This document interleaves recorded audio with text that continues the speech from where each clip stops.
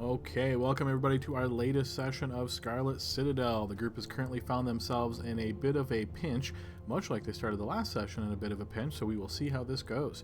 So group, let's do as we normally do. We'll do a quick recap and then we will jump into our session. So you guys will likely recall we picked up the last session with you guys having chosen to take a short rest in a room here in the first level of the Scarlet Citadel.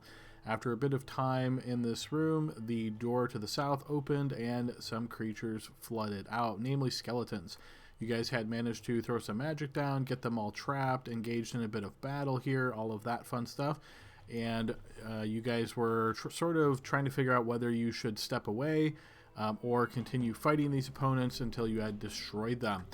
So this battle kind of rolled backwards as you guys were pushed backwards, sort of tactically retreating perhaps, trying to make your way back. On your way out, you did spot Ushlux once again, did manage to defeat all of the opponents here, and informed Ushlux that Penn was part of the group and he should get the same treatment the rest of you guys get. Ushlux didn't really seem to care too much about that, just essentially said as long as he follows the arrangement, then, you know, he would get the same type of treatment. So group, you guys decided to exit out of Scarlet Citadel then, made your way back to the village of Red Tower, rested and relaxed there, recuperating and getting a bit of food and drink at the Cage Tavern and Inn, and eventually slept through the night, doing a few odds and ends in town or in the village before you decided to make your way back to the Scarlet Citadel. And there was a bit of debate when you guys arrived back here of whether or not to go to the door that you guys had already managed to access using Misty Step to appear on the other side and take that stair set downwards, or if you guys wanted to make your way back into the, we'll call it the crypt area, where you had fought many of these skeletons recently. So eventually the group decided to head to the crypt area and found as they pushed in a bit, it's many sort of winding tunnels. Armony discovered a couple of different dead ends that seemed a bit peculiar to her, which she spent a bit of time searching. In this area there is a pit that is about 40 feet deep, and at the bottom of this pit it is covered with bones. At one point in time you guys had a torch and kicked it over the edge to try to illuminate this pit down below, and the torch seemingly was snuffed out of existence as it made its way down below, or somehow at least it is not casting light any longer. And during this time, as you guys have been in here searching around, you have found these various different sealed crypts, and one of them which was actually open.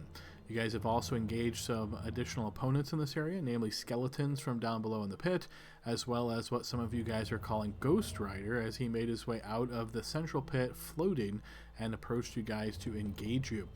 In that one open crypt that you guys were able to access that was not sealed, there was a corpse in there that seemed to indicate an individual had previously tomb broke in here in order to access whatever was inside. You guys searched him a bit briefly, discovered he had a few different odds and ends on him, and decided to sort of make your way back around. And this is when this Ghost Rider type opponent popped out from down below and began engaging you guys in combat. So where we left off is you guys are in the thick of that battle, currently fighting him as you're spread around a bit here, trying to decide how to proceed. Is there anything I missed there that anybody in the group would like to add?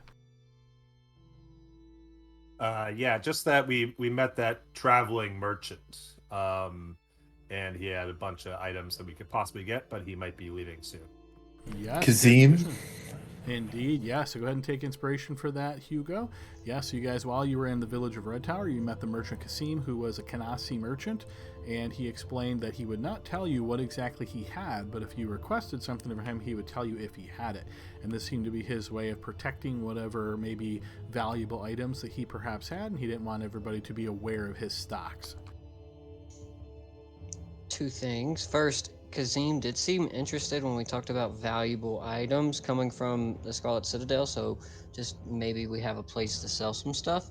And then in the area we're at now, we did find that one person that had been killed by something, and he had a Dungeoneer's pack with the health potion, the toxin, and then he also had that short sword, but there was nothing else in the room. Yes, yep, and most of that was covered in the recap there. So yes, good additions, a little add context color there. Anything else anybody would like to add? Okay, if not, then let us get back over to the session. So guys, I'm going to bring you guys over to the map where we left off at. And this is where we currently find ourselves, and we are at the top of the order with Elliot acting next. So we'll go ahead and get some different music on, and Elliot, take it away. Thought long and hard about what I want to do for my first move here. I'm going to move 1 square to the left. I'm going to put my shield away as my action.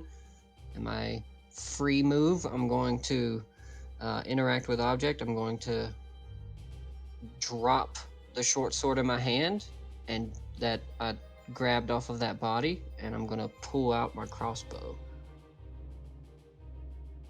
Okay, so it sounds like you have crossbow ready to go at this point. Okay, opponent has a lingering effect from a critical hit. I forget who dealt this critical, but unless anybody remembers, Grask. Okay, that's who I was going to say. But so yeah, Grask, go ahead and throw me a d6 as he will suffer this amount of damage at the beginning of his turn here. Does that finish him off? Unfortunately, not quite. And at his turn, he is once again to try to reach out and grab you with this terrifying touch.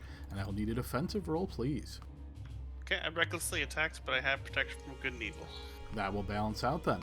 All right, as he reaches forth, you want to make sure not being touched by that, and you manage to evade it as we move to your turn, Grask. Okay, I will step up here, and I will recklessly attack him again. All right, and remind me, your protection from evil, that came from Hugo, right? Yep. That I couldn't tell you.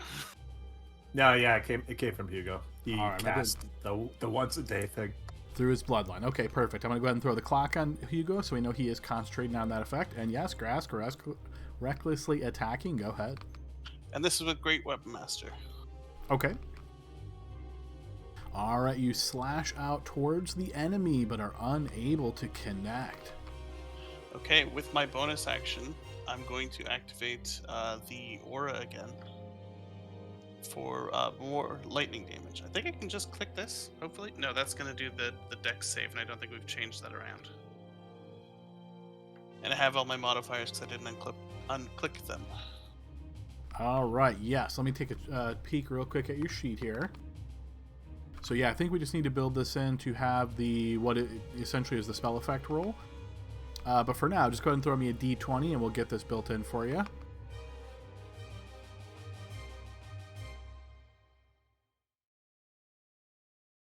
All right, so yes, he will succeed on this save. And is this a half damage on success? Man, I really have to update this. Half damage, I see it there, yep. Okay, so he will suffer some lightning damage. So as this aura that it radiates around you, Grask, lashes out towards him, and he is struck by this, he does manage to avoid the worst of this. You also realize he's not fully affected by this damage, but he is hurt a little bit. Okay, that's me. Okay, next up is Hugo. All right. Hugo pulls out his crossbow, and he's going to take a shot. All right, so remind me what is in Hugo's hands before he pulls out his crossbow. Nothing. Last turn, all I did was put away all my stuff, basically. Perfect. All right, so free hand, grabs the crossbow, ready to go. Yeah, go ahead and take the shot. That indeed will connect. Go ahead and post damage. All right, as the bolt punctures into this shadowy form, hitting into this etherealness of its body, it wounds it, but not very much. All right. I don't really have a bonus action, so I'm gonna keep moving back a little bit here, so we're not all clumped up. So I'll keep moving back to here, and that's the end of my turn. Okay, next up is Pen.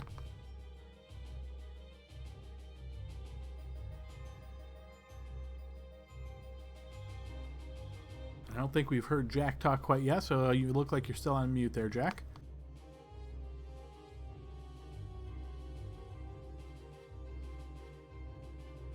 Oh, maybe having some connectivity issues. Let's pass over Pen for now and move on to Harmony.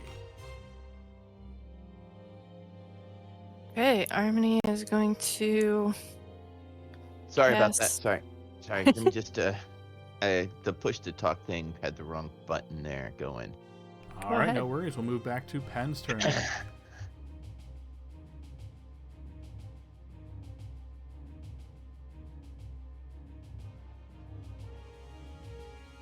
All right, so we still got you there, Penn. Oh, sorry. Yeah, I'm going to use steady aim to give myself advantage on this. Okay, next sure. Yeah, attack. so you line up the shot, reducing your speed to 0, and fire at advantage. Go ahead and make your attack. Yes, that will certainly connect as the bolt arrow actually punctures in. Once again, wounds the creature, but not as effective as you'd expect. Okay, now we're And at that's Harmony's the end of turn. my turn. All right, good deal.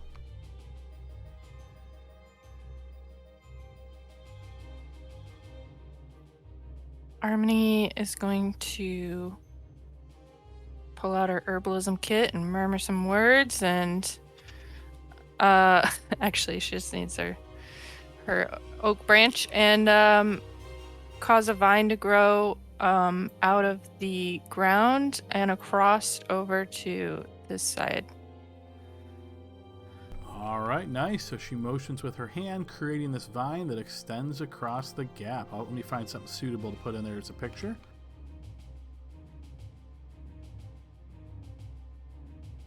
Anything else on her turn? Once it's in place, she's going to attempt to cross it.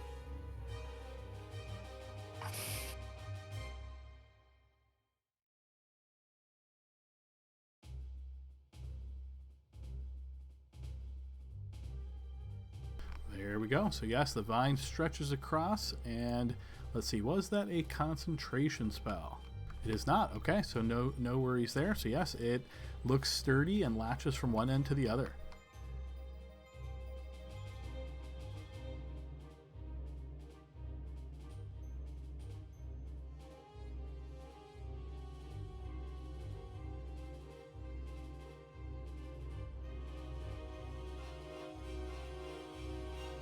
Cool.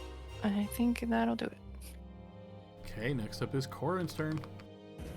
Okay, Corin will, now that we do have this nice fancy vine bridge, he's going to start heading across it.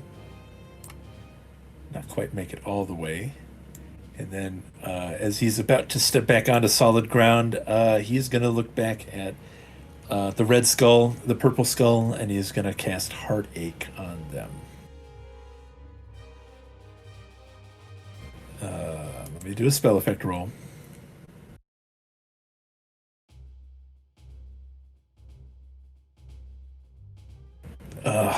This is against Charisma.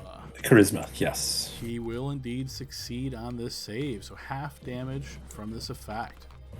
Bummer. Okay, and then I'm going to save my sorcery points for the moment. I think that's all for the moment. All right, Sebastian's turn. You see he looks around and says, Are we fleeing from here as well? We are not in this fight. He will bounce around to this side and get to here as he looks back in preparation. Top of the round for Elliot. Alright, Elliot's turn is quite simple. He is going to fire off a crossbow shot. Yes, the bolt will indeed connect.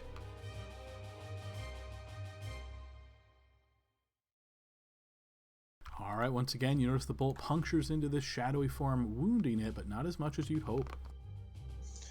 Alright. Corin, you notice as the figure suddenly moves right in your direction. Grass, would you like to take an opportunity attack? I will. Can I Great Weapon Master this as well? I believe so. Yeah, it doesn't. I don't think it says has to be on your turn. All right, and remind me, were you recklessly attacking last turn? I was last turn, but I think, let me post that. I think that lasts till the end of my turn. Oh, until my next turn. Okay. See, it says, doing so gives you advantage on melee attack, rolls, and strike during this turn. but attack rolls against you have advantage until your next turn. So unfortunately, that Oh won't yeah, apply. okay, no, you're right. I only read the last line. I tried to cheat. No worries. All right, so that will still connect. Go ahead and post damage. All right, so Great Weapon Master, you slash into the creature, wounding it, and again, this seems to be pretty effective, a good solid connect, but not as effective as you'd hope. And I believe you're not currently raging, right? I am raging. Okay, you are raging, so let's go ahead and get a rage icon on you.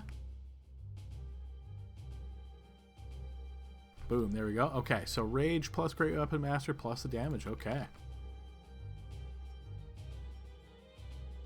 Okay, so that will wound the creature once again, hurting it, but not as much as you probably would hope, as it is now going to reach out, looking to grasp onto the very wounded Corin. Corin, defense roll, please.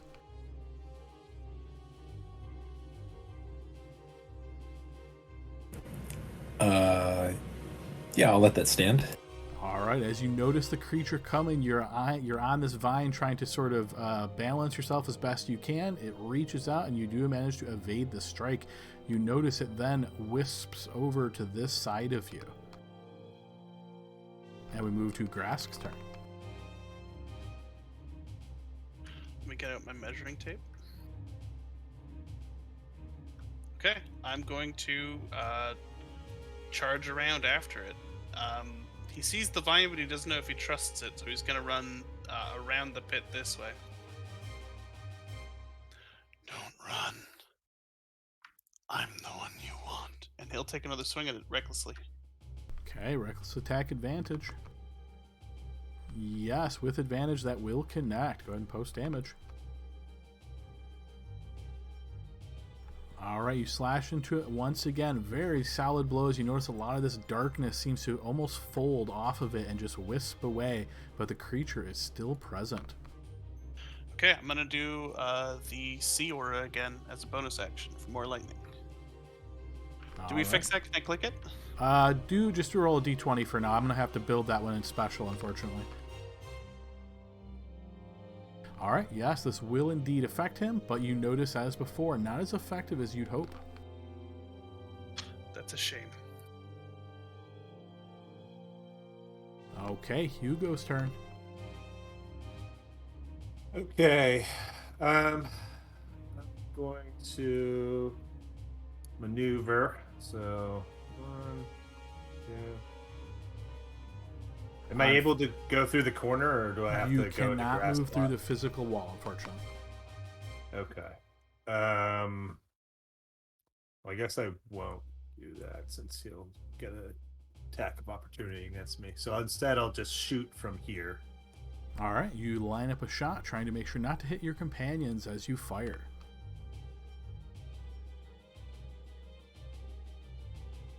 Yes, that bolt will indeed connect. All right, with this strike, you notice the form completely undone as this darkness just seems to descend down into the pit as the creature vanishes. All right, guys, we are out of combat. Ha!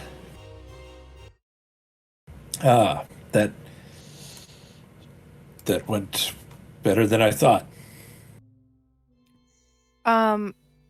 Harmony murmurs healing word and directs it at Corin. Okay, Corin, you are restored for 9. Thank you. I don't know if that thing is gone totally. You might want to get out of here or hurry up and do whatever we're doing. If we want to check the rooms quickly, then we can get out of this place. Well, to be honest with you, they look pretty solid, but I bet you Grass probably's got the strength to knock it over. I got a crowbar. There's probably 1 or 2 open, see what's inside, any gems or rubies or emeralds or anything fancy. And take off. Make sure to check for traps. Do you guys want me to smell first? Adam, can you describe that corpse that we found in the open one again? Yes, back in the corner there. Yeah.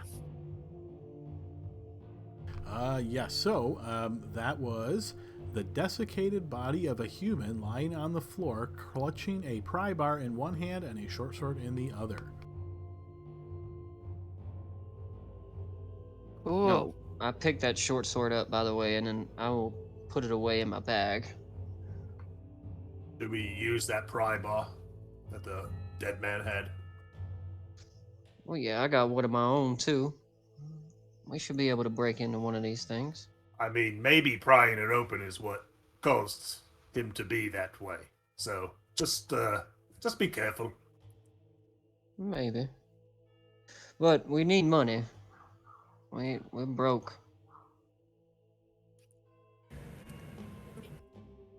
Let's try it then. Are you guys just gonna try it anyway? Cause I'll save my spell slots.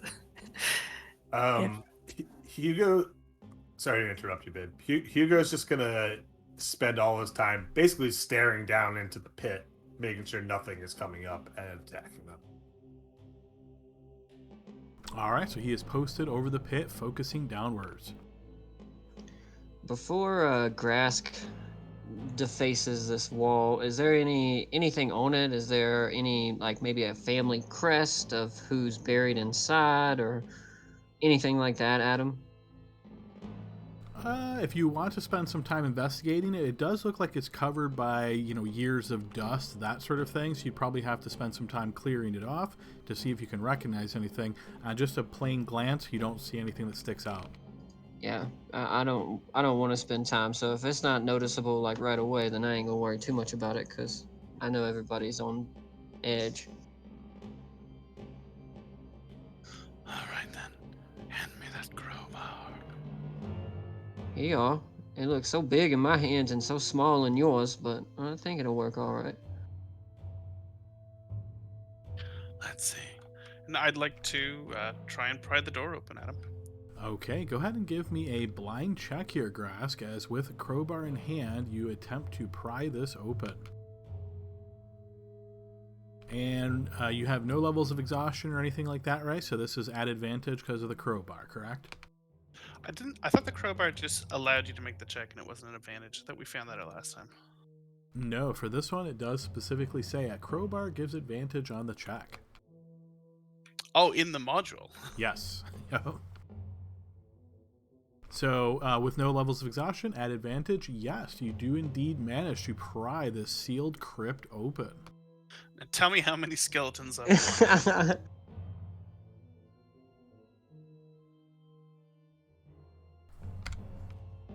All Nice right. counting. It took a while to count. Yeah. I'm still counting. No. As you open the sealed area here, it pops open to reveal what's below. And, Grask, please roll me a d6. That's good. Okay, please roll me another d6. You just hear Corin in the back yelling, "I told you to check it for traps." Okay. As it is opened, you notice nothing in particular happens. However, you can see inside of this sealed crypt, there is... And roll me a d8, Grask.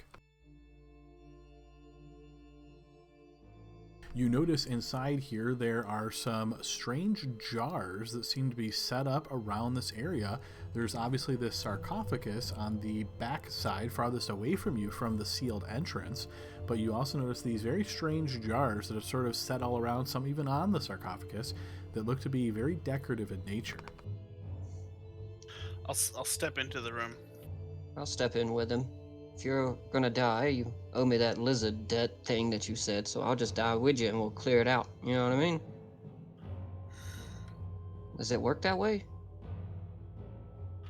If you wanted to. Alrighty. What do you think of them jaws there? They're nice. I'm gonna pull my shield off my back and it's still got light cast on it, Adam, and I'll just kind of cast it again, precautionary, and use the light to kind of examine everything a little bit more closely. Is there anything, if I investigate just for a moment, do I make out any significant traps? Does it look like any of the jugs are on like pressure plates or anything like that, Indiana Jones style, have to do a switcheroo with a bag of sand. Meaning you're essentially just wanting to glance at this, right?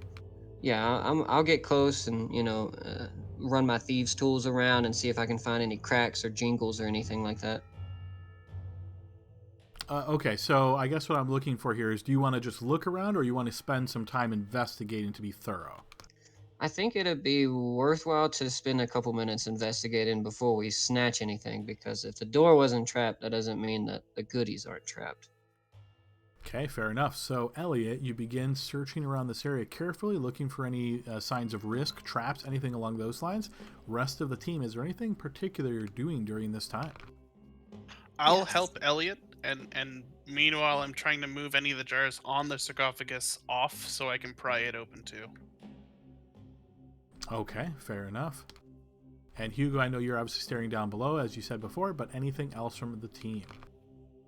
I'll also like take some of the jars and move them like outside of this room in case anybody wanted to come and take a peek at them. All right, so Are- as that is... Oh, sorry, go ahead. Harmony loses patience like immediately and is very nervous about being down here with the nonstop skeletons. So she will eat a couple good berries and cast Mammon's Avarice and start heading down this hallway to sniff around. Okay, fair enough. So as you begin that process, Harmony, Elliot, please go ahead and throw me a blind check as you're investigating around. And I'm assuming, Graf, safe to say you're not proficient in investigation? No, I am not. Okay. I am, if that helps. It'll certainly help your check, but no advantage from Grask. And just a reminder, Adam, I'm lucky, so if it's a 1, I don't know if you want me to re-roll or if you want to take the other roll because it does advantage. I don't know how you want to do that with blind checks. Yep, no, yeah, feel free to remind me on that. So if I see a 1 that you rolled on the first slot, I would just take the second. If it's also a 1, then that's how it would go. Perfect.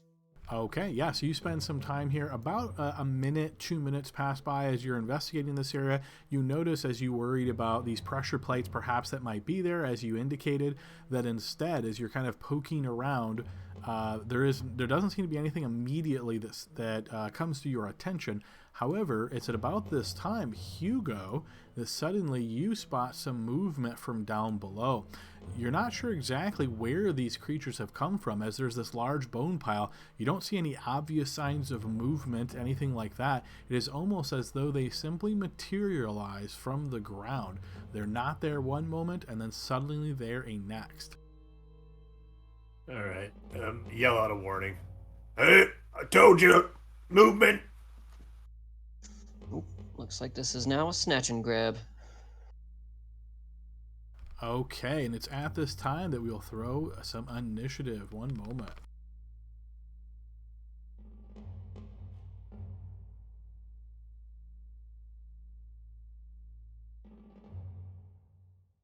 All right, group is split up a little bit here. Let's see, Harmony, you re-roll. Perfect.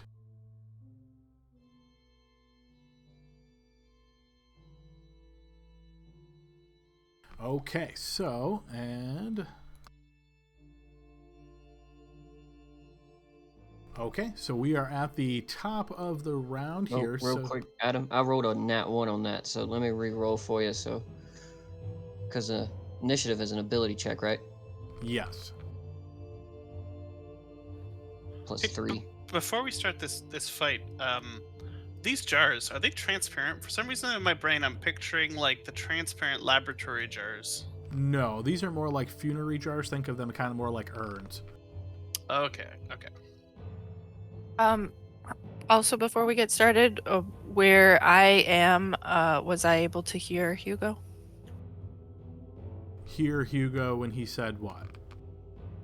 He warned about movement in the pit. Ah, yes. Well, let's see. He spoke it. Let me just do a quick check on distance. Yeah, I mean, it's pretty quiet down here. So I would say it echo. Yeah, I would say you heard that, Harmony. Okay, thanks. Sure. Okay, so let's go ahead and get on some different music here, and we'll start at the top of the round with Pen.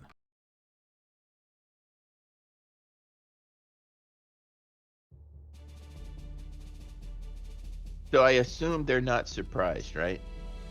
Because I'm just gonna attack. I guess the first one here. So keep in mind, they're down a 40-foot pit right now. You're standing there, and you heard your companion say they are, something has just appeared down there. So you don't actually see anything quite yet. Hard to say whether or not they would be surprised by you. All right, so I will move one step closer, and then can I see him down there? Okay, so as you step closer, not attempting to hide or anything like that, yes, Sure, I'll you can. hide it. Bonus action. Okay, so you would like to attempt to hide before you step up? Yep. All right, so go ahead and throw me a blind check then. Okay, so bonus action, you attempt to stealth forward. It does not seem as though they know you are there. Okay. So they are not. So here, what I would say is you will have advantage on the strike because they don't know you're there, but they're not considered surprised because obviously they know about Hugo being there. Okay. All right. And who are you targeting? The one right below me. All right, so you aim downwards, fire off a shot. That looks like it's certainly going to connect. Go ahead and roll a piercing crit, piercing crit for the arrow. It's already rolled there. So we use a crit table, so you'll notice there's the critical hit option. You should have that button already turned on the bottom of your screen. Let me know if it's not there.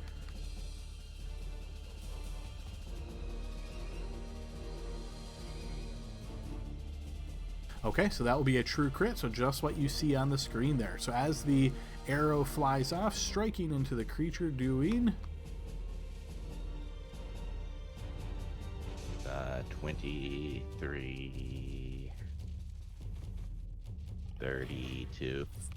Wow, yeah, this is trying to add this all up is kind of fun with these numbers. So yeah, 24 and 11, 35. right? 35. Yeah. All right, so yes, this arrow strikes true, hitting in solidly to the creature and wounding it very badly.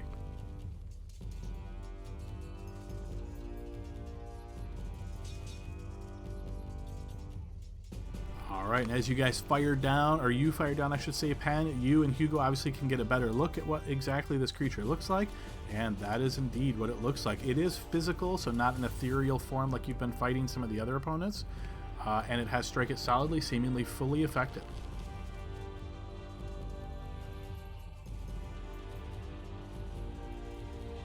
Anything else on your turn, Pat? You said they're like 30 feet, so if I move, I'm not going to get an opportunity attack, right? Unless they had like 45-foot reach, correct. All right, I'm going to move to there. And I'll click my... All right, next up is Sebastian. He has heard what you have mentioned here, Hugo. Obviously, he doesn't see much at this point in time. He is going to step down to here and take a defensive action as we move to Corin's turn. Okay, Corin will step forward, look down. What was the distance you said they were down? So this is a 40-foot pit. They're at the bottom of a 40-foot pit. All right.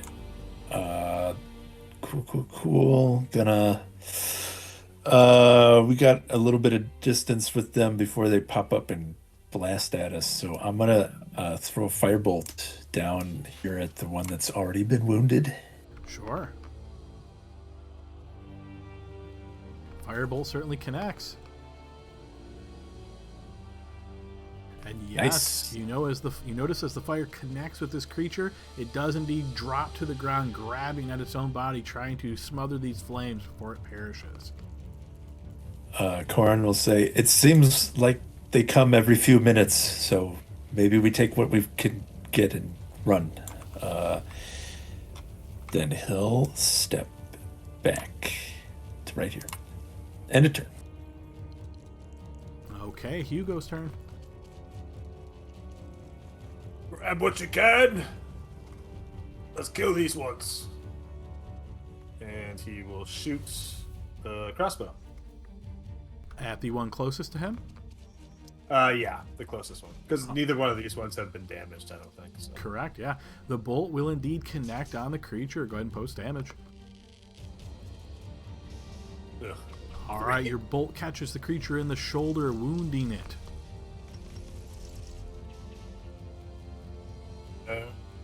Yeah, and I guess if I telekinetically... Well, I think that might be 30 feet for that. Yeah, I'm just gonna move towards the exit. Actually, I'll move here so people get light. All right, and then we will move to Grask's turn. Grask is going to look at the sarcophagus, then look at Elliot, and then the crowbar. And then he'll shout back, "You take care of them. We'll keep grabbing stuff." And I'm going to try and open up the sarcophagus.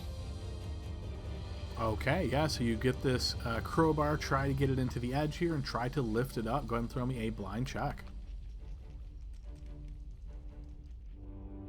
Yeah, you notice the sarcophagus is very difficult to open. You've got the crowbar in the edge here. You're trying to lift it with all of your might, but it does not seem to want to lift. Okay, that's me. Okay, from down below. Let's see, I don't think anybody has really good eyes on this creature at this point in time, but I would say, Pen, you're certainly close enough that you hear the sound of scampering, as it sounds as though this creature is climbing from the pit up to the top.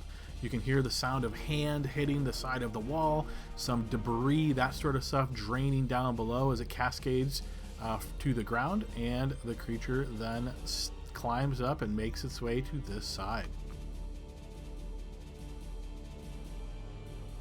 Similarly, this creature...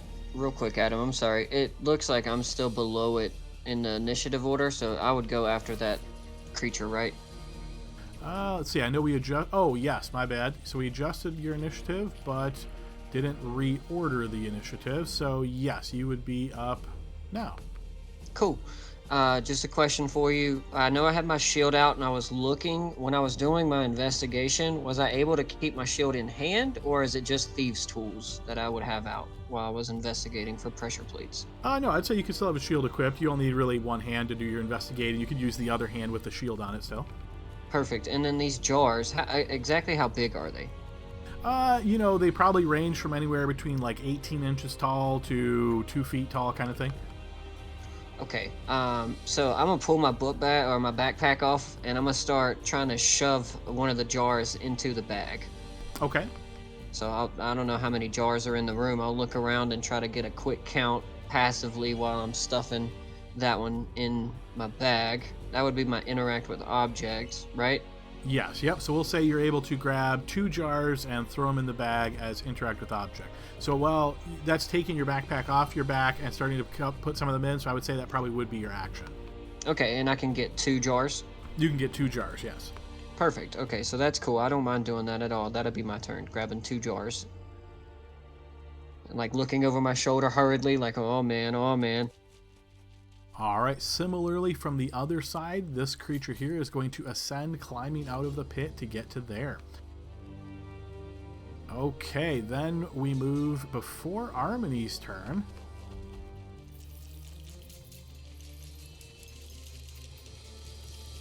Armony, you notice a shadowy presence suddenly emerges from your north.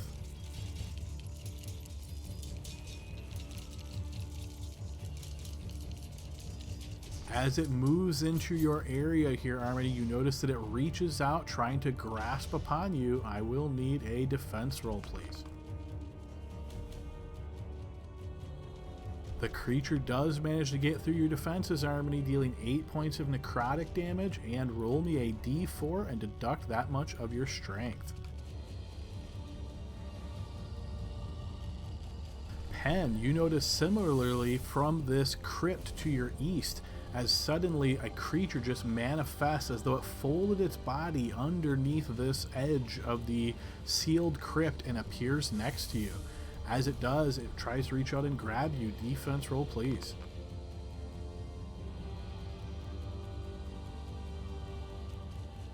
Yes, and it manages to grab upon you as well, Pen. As it reaches out, touching upon you, it is going to deal 11 points of necrotic damage, and then roll a d4 and minus I was that still much. hiding, so it just happened to know it was there. So when you're hiding, if someone has a direct line of sight to you, your hide doesn't do anything. You have to have a physical obstruction or barrier or something like that to hide.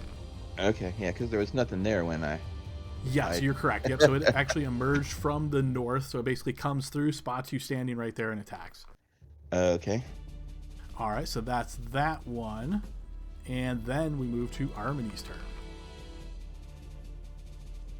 Okay, and Armini, I see you failed that concentration save, so Mammon's Sorry, what did Avarice the would have damage followed. do? Sorry, you said it was 11? 11 necrotic damage to Pen, yes. Do I need to roll a d4? You do, yes, and deduct that much from your strength. Okay, Armini, your turn. Okay. I understand that Mammon's Avarice has dropped, but when I passed through this hallway initially, it was on. Did I smell anything at that time, even though I didn't really take my time and investigate? Yes, good question, because you did move there pretty quick, and let me just double check. So you walked through this hallway. Remind me, what is the range on Mammon's Avarice? Is it 60 feet or 30? 30. 30 feet. Okay, so yes, I would say as you were making your way this direction, you smelled precious metal both in this area and further down this way. So can you actually see my pointer there? I'm not sure if you can. So this way and this way. Okay. Thank you. Yes. All right. How does disengage work? Can I do that in my position, or you can? Yep. Normally you can't move through an enemy, but because this enemy is ethereal, you can or incorporeal, I should say, you can actually disengage and then just move through it as difficult terrain.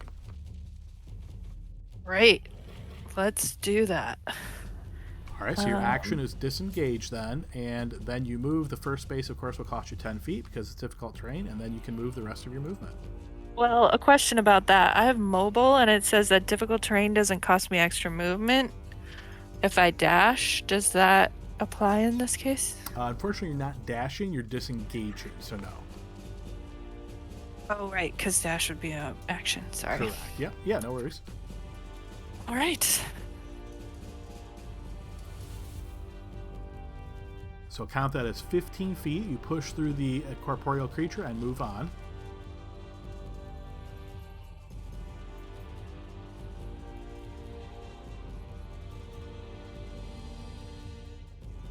Okay.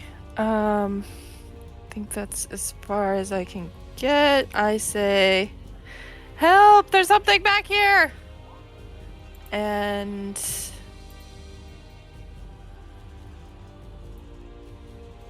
yeah, that'll do for now. All right, before the top of the round, Elliot and Grask, you notice as a creature emerges and begins to get closer to you. As it moves in this direction, seeking any type of life, it spots Elliot there, and it's going to reach out, trying to grasp upon him. Elliot, defensive roll, please. I thought you might come for me, Adam. Can I send you something to GM? Sure. It's a bloodline ability. I think it will assist. That won't apply to this because it's not that how it's worded.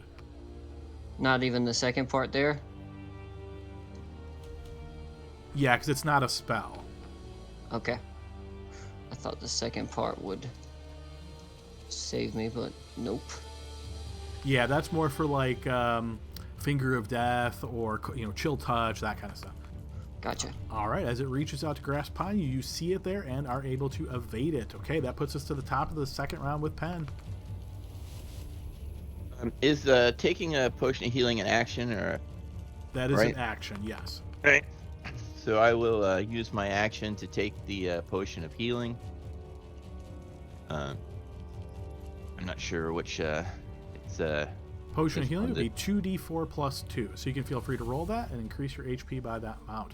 So you have a bow in hand. So yeah, you reach with a free hand, grab the potion, drink it. That's your action.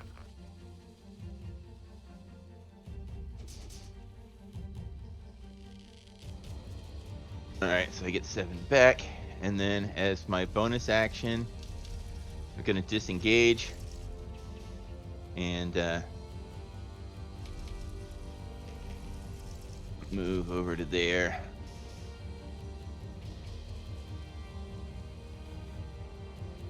Okay, Yeah. so you disengage 5, 10, 15, 20. 25 to get there. Okay.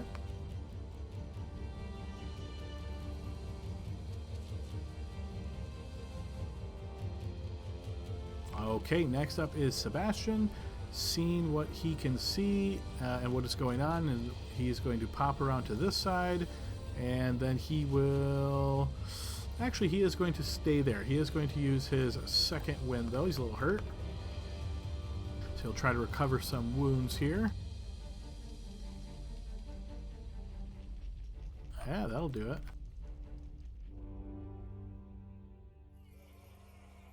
Okay, and then he is going to adopt a defensive position as we move to Corin. Corin will... It's kind of nice since I did end up getting rid of Toll the Dead, that I found the perfect cantrip for just such an occasion. So Corin puts his hand out with the crystal in its palm, and he holds it forward, and a really windy gust comes out of it as he casts Windlash. Oh, and it's a crit! So it's D8 damage, and Ooh, hang on one sec.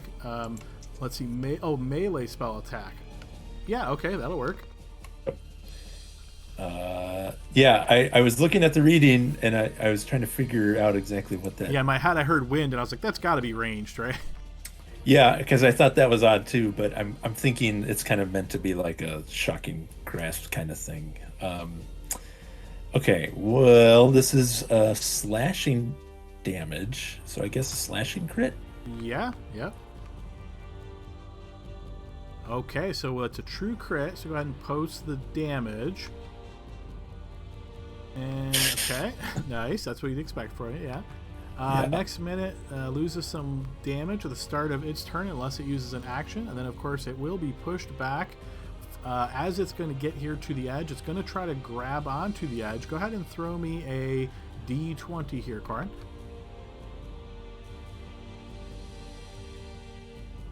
All right, yes, you do indeed manage to push it off of the edge where it falls down below and will crash into the ground. Go ahead and roll 4d6 as it takes that amount of falling damage. And for some reason, Corin yells, "This is Sparta!" when he knocks him off. I don't know.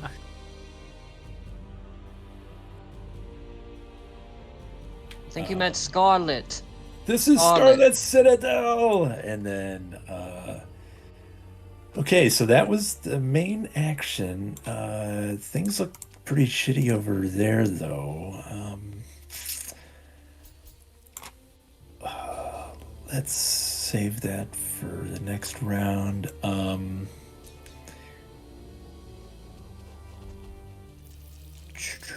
Sorry, guys. Just thinking one thing through. Okay.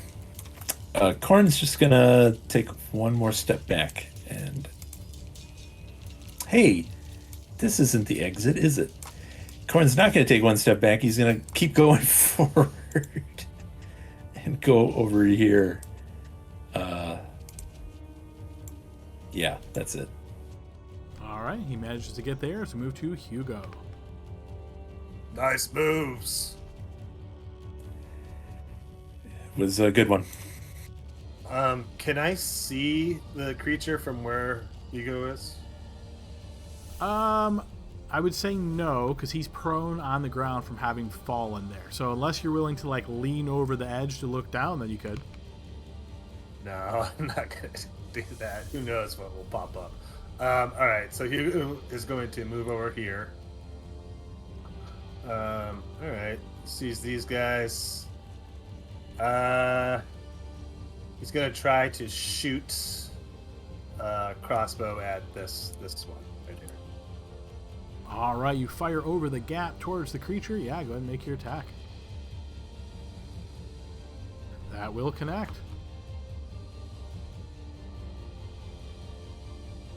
All right, the bolt crashes into the creature's chest here, puncturing into its body and sticking out. All right, and then as a bonus action, I'm going to telekinetically pull it towards me. Telekinetic. Okay, sure. Yeah, go ahead and throw a telekinetic shove. Okay, and this is strength. Yes, you do indeed manage to pull it towards you. As it starts to go over the edge, it tries to grab onto the edge, and roll me a d20, Hugo. It does manage to grab onto the edge here as it hangs loosely. I'm sorry, can I use my inspiration on that? Or do I have to call it ahead of time? No, you can. Yeah, I mean, I already declared it, but you're probably pretty sure an 8's going to fail, so feel free to burn inspiration on that. All right. Yes, okay, that will succeed, as the creature will indeed fall over the edge, crashing down below, and roll me a 4d6.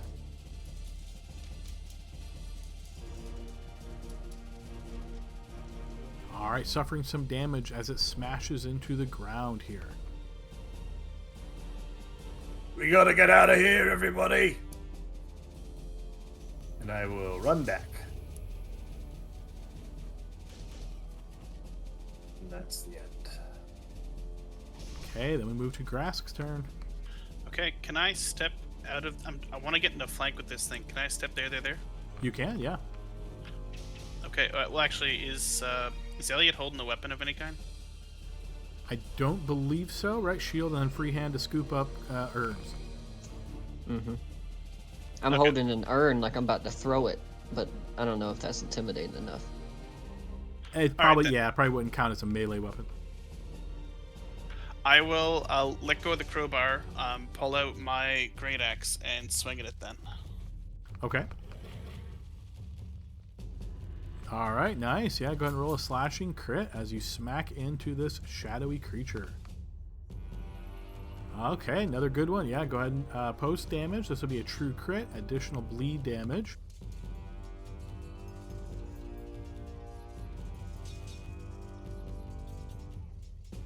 Okay, blade digs into the creature as before, not as effective as you'd hope, but certainly damages it. Okay, that is... Well, I got a bonus action. Let's Hungry Jaws this guy. That will not connect. Alright, that's me. Okay, this guy's turn. He's going to spend half of his movement standing up and then begin to climb. Alright, and he is climbing up this side as we move to Elliot's turn. Alrighty, I am going to draw my scimitar, and seeing the advantage that grass got on it, I'm gonna see if, or the big hit, I'm sorry, that grass got on it, I'm gonna see if I can chop away at it and take it down even closer. So first shot coming up. I almost said hero point at him, but wrong campaign. That will not connect. Okay, I haven't used it, so I'm gonna go ahead and burn it, and I'm gonna take another attack. Okay. Even worse. Unfortunately does not connect. Interact with object. Can I see if I can grab another? No, my hands are full. Actually, with that being said, I'm gonna sheath my blade so I can turn around and see if I can grab another jar or two on my next turn. So I think you would have had to interact with object to draw the blade, right? And then attack. You're right. So yeah, you'll have to wait till next turn for that. Fair enough. Okay, I think the big crit on this one was from Corin. So Corin, throw me a D8, please. Nice. Alright, the opponent suffers some additional damage from that lingering effect. He will stand up and then spend his action to staunch that wound.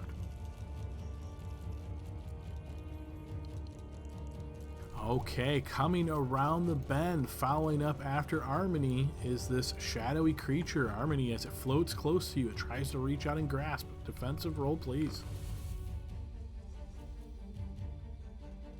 It does manage to get through your defenses, Armony, dealing 5 necrotic damage and another D4 strength drain.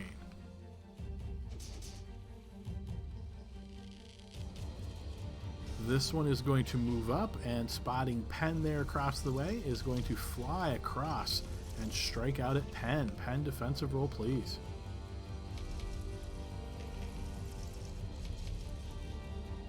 Once again, manages to get through those defenses, dealing 7 points of necrotic damage and another D4 strength drain. Okay, quick check on the strength drained folks. Is anybody at, like, say, 4 or less strength at this point? Just doing a quick check. 4 or less strength? Yeah, so when you're rolling that D4, that's how much strength you're reducing every time you get hit by these guys. Oh, I didn't roll the last one. I just hold on. I should have a 9 strength, but it's like 8. But I'm -5, so that would put me at 4. Yeah. Okay, so you're right at 4. Got it. Okay. Okay, and then Harmony, what are you sitting at for strength right now? Again, I just want to have an idea of where you guys are at. -3. Wait, -3, meaning you're down 3 from your total, or like 3 below 0? 3 below 0. 3 below 0. Okay, well that's interesting. Hang on a sec. Have you Didn't really been hit hit that that many much. times? I That think that you seems did. surprising. I Did was you reset already it at, after the last time we came in here? I was hit last time, and we haven't left here. Let I me- only had like 9 or something. Yeah, I don't think you could be that low at this point, because from what I recall, even if you got hit once last time, so what did you lose so far today? 3, right? No, I just rolled 2, and the other one was 4. The other was 4, so 6, and then so let's do it this way: roll 1 more D4, and we'll say that's what you had last time, and add that to your 6, and that's what your actual value would be. And what is your total strength? Like 9, you said? Well, I'm not sure at this point because I've been subtracting it. Okay, yep. Always good to have that max written off on your sheet somewhere. But yeah, we'll do a double check. We can look back if we need to. So we'll say you're down 7 total strength points right now. I'm assuming you have about 9 total. So set yourself to 2, and we'll do a double check. And it is your turn, Harmony.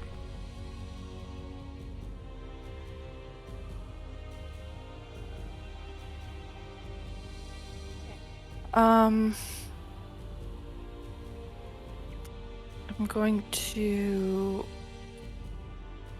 Shillelagh. All right, bonus action Shillelagh. Yes. Oops, sorry, I hit it too many times. And swing out at this thing. There we go.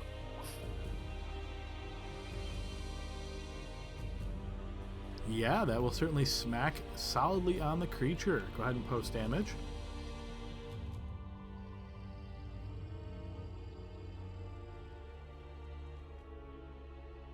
Okay, yes, you notice that this magically enhanced weapon is fully effective.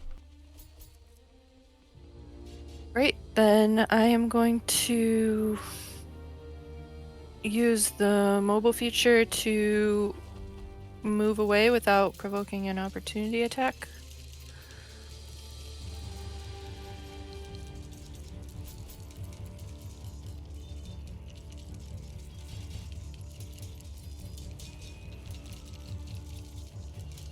And I assume these two are down in the pit?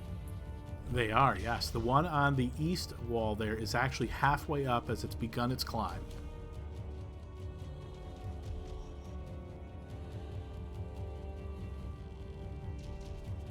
And what type of action would eating a good berry require?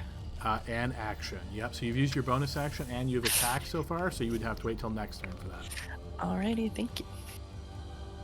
Okay, so I did a quick double check. Your strength was very bad, unfortunately, Harmony. So I see you at a -2. So I'm going to assume that means you had a strength of 7. So I think you've lost 7 strength, but just a round, we're going to say you've got 1 strength point left to make it interesting to see if you are able to survive in this area.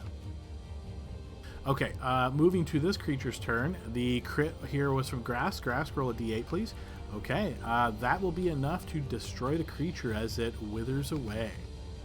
And we move to the top of the next round. Pen, if you can do me a favor real quick, click on your pointer icon on your screen and just point anywhere to get that stuck pointer on the screen gone, and then you can take your turn.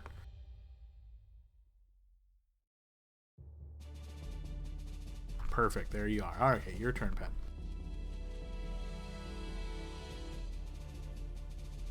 All right. So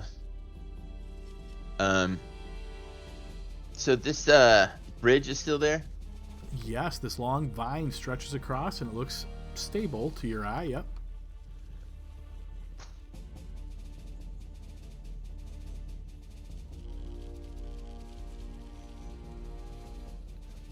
Those guys in the pit aren't out yet, right? Correct. Yep. The one on the east side is halfway up. The other one is on the ground level. I will use my Misty Step, 1 day Misty Step, since I hadn't used it yet today. Put it in the thing.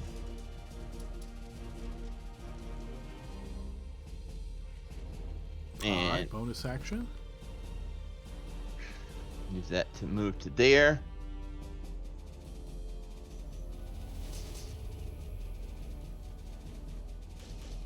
And then I'll use my movement to, so that's 5, 10, 15, 20. So your Misty Step movement doesn't count against you, so you've only used 10 so far. Yeah, I was just counting here through here.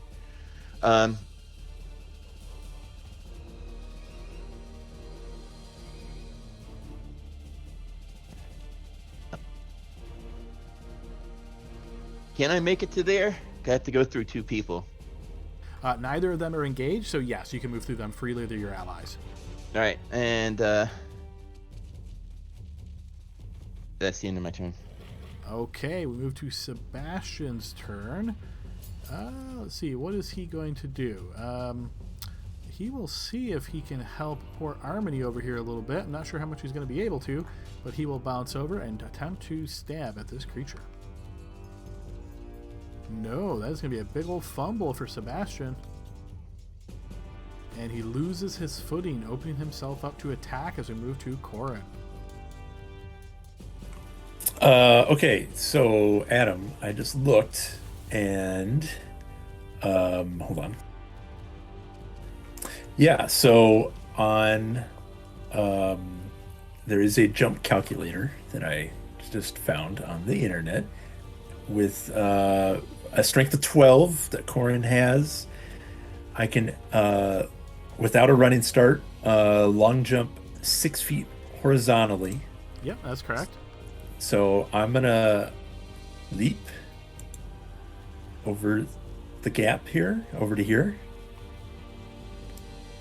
And then, okay, wait, so that was 5, 10, 15, 20, 25. So, yeah, so the math on this is a little bit wonky, so you can totally do that, but count that as 10 feet of movement, obviously. Okay. You mean, so let's see, going from here. So it's basically like you're at the edge of this square and you leap the 6 feet to just get you on the edge of the other square. So from a jump distance, you're good, but it actually spends 10 feet of your movement to move these 2 spaces. Yep, perfect. So that's 10, 15, 20. And I'm going to cast Protection from Evil and Good onto Harmony using my Bloodline ability. Okay. And then, let's see, that's an action. We are going to then, let's see, what would be good? This was as far as I planned out in my head because I was panicking that Harmony might get the old 1-2. 1-2, literally. I'm gonna then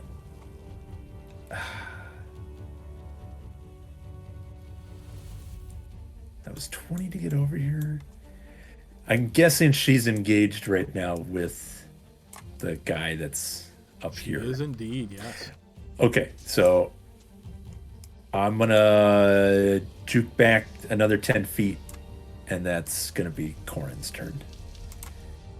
Okay, next up, Hugo. Okay. Hugo will sort of move out here, try to see what's taking everybody so long. I guess he'll take a shot at this shadow monster right here. Okay, shooting past Cora and trying to hit into the creature. Yeah, go ahead and make your attack. That will do it as you aim right over Corin's shoulder, strikes into the creature. Go ahead and post damage. Okay, as before, you notice this creature is only somewhat affected by your weapon. Everybody, hurry up! And these guys are flying, right? The shadowy creatures. They are So floating, yes. They're not gonna get pulled down. I guess I'll just I'll go back up, and yeah, that's the exit right there. Okay. So I move over to here, get back ready to go for next time when everyone gets here. Okay, Grask. Okay, I'll step out of that room. Looking over, I can see Harmony, and with 1 strength, I'm guessing she looks bad. Yes. No offense to Harmony. I'm gonna get out my ruler here. Every time I'm like, Grask is getting out his tape measure and, figuring out exactly how far he can move. Okay, what about that? Can I do that? Yeah, I would let you do that because, yeah, you're stepping over the edge. It's not likely you're going to fall over in that little gap. Okay, I will do that then. To get here, and I will. Am I gonna crit again? Sec, just contacting my uncle at Roll20. He says, yeah, okay. He says this next one's good, so I'm going to recklessly attack on this one with Great Weapon Master. Okay, reckless attack with flank, so advantage +2. Yes, that will connect. Go ahead and post damage. Okay, blade slashes into the creature, taking a lot of that darkness away from it, but it is still floating here prominently. How prominently? Is this post damage being taken out? I missed Yes. a self-report. Okay. Alright, that's my turn then. Alright, this guy will spend his movement to climb up the rest of the way, and then he is going to dash as he goes towards Elliot. And then it is Elliot's turn. Okie dokie. Adam, question for Elliot's memory, not Dylan's. Has Elliot seen these ghostly creatures take any cold type damage? And when you say ghostly creatures, you don't mean the one right in front of you, do you?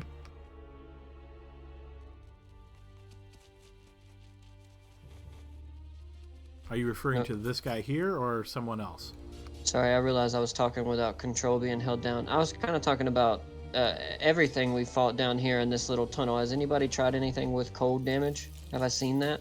Honestly, I don't recall, so I'm going to guess no. If Okay. anybody knows different, though, feel free to speak up. No, I don't. I just don't remember seeing anything. But Elliot's going to use his bonus action to cast one of his spells, and you kind of see his scimitar gets really frosty, and like a thick kind of aura wraps around it, and then he's going to take a swing with his action at the creature in front of him.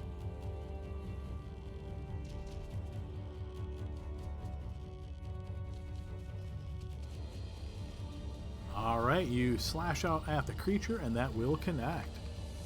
Okay, so the extra damage is going to hit the 5, 10, 15, 20, 25, 5, 10, 50. Yeah, so it's going to go after both of the other creatures in the room that have been attacking my buddies. But what you guys see is as he kind of draws it and it gets like really wispy, he like brings it forward really quick, and right before it makes contact, it turns into this massive white dragon's head on the end of his blade, and it takes a big bite out of the creature's shoulder as he like slashes through. Little kobold press spell for you. Yeah, that one's kind of cool. So that slash will hit, and then go ahead and roll your 1d6 cold on this guy. Well, it looks like it rolled it up top for you, Adam. So it did a 6 for the first one, and then 2 for the other guys, but they got to make a con save. All right, so give me 2 spell effect rolls on that. Have you set up my spell effect rolls? I guess we'll see. It's a token action, so yeah, everybody should be able to do spell effect rolls. Okay, so this guy from the blade slash is wounded. And the next 2 both succeed, suffering no damage. Cool. And as my interact with object, it's going to be like one fell swoop, but he's going to sheath his scimitar. No, he's not. He's going to keep it out for now. I still want to grab some more urns. That's just me being greedy, though. But I'll end my turn. Scimitar still in hand. Corin, you notice from down below as you stand here with this vine stretching to your north over towards Harmony, from the pit down below, this guy has produced a long bow. It's going to take a couple shots at you. Thanks to the vines there, I'm going to grant you cover, but give me 2 defensive rolls, please, as 2 longbow shots come your way.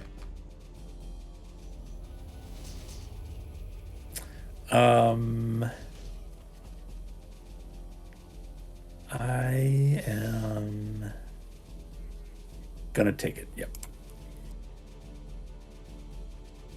All right, both of these shots you managed to evade. Nice. Okay, coming around the corner is a shadowy creature that finds Grask there and reaches out to grab upon him. Grask, a defensive roll at advantage. Are you recklessly attacked? Straight up defensive roll. Yes, the creature does manage to get through your defenses here, Grask, dealing 9 points of necrotic damage and a d4 strength drain. I'll use the reaction for the dream that Corian gave me to, I think, take 4 off that to only take 5. Okay. Yeah. Yep. And then go ahead and roll your d4 strength drain. Okay, there you go. Oh, thank goodness. This guy is going to take advantage of the fact that Sebastian has lost his positioning here to attack Sebastian at advantage. So disadvantage, defense roll from Sebastian. And Sebastian will be struck.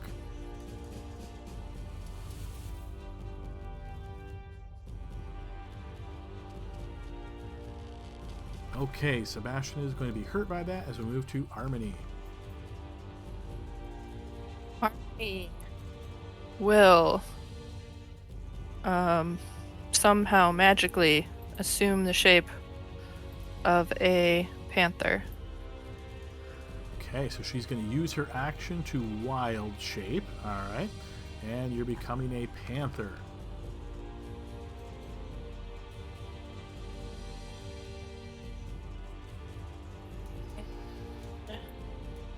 So get this on screen for you here momentarily. So your lights are gonna go out here for just a moment, Harmony.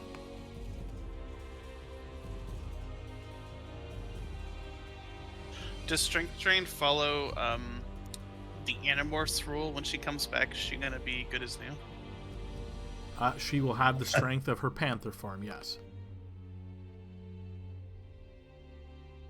Okay, so I've granted you vision here, Harmony, and I'm giving you access to this token.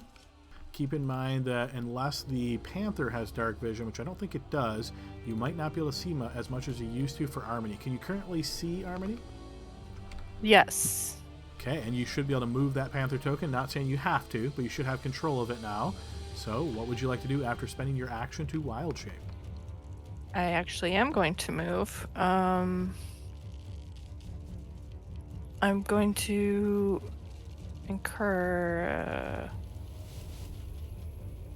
opportunity attack, I think. This one is still 40 feet down in the pit. Great. Yeah, I'm going to go ahead and try to make a run for it. Okay, much as you expected, as you saunter away in your panther form, this shadowy creature will try to grab onto you. So defensive roll is the panther. I'm hoping this will work for NPC tokens. Just go ahead and click on the token and defense roll token action. Let's see if that does the trick. Hey, look at that. It does. Excellent. All right, the shadow grabs onto you. Indeed, panther form. Healing. She's still in protection from good and evil. Ah, good call. Yes, let's go ahead and get that icon added to her. So that will miss then. So you can ignore that damage. Yay, thank you. Whoa, 50 feet. Panthers are quick little buggers.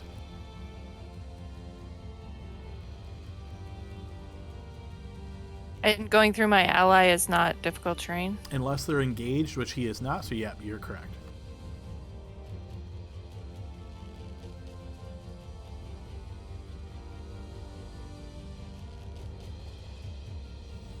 Cool. All right, I can only imagine the looks on Hugo's and Penn's faces. They just notice a panther pushes through them. All right, we'll move to Penn's turn.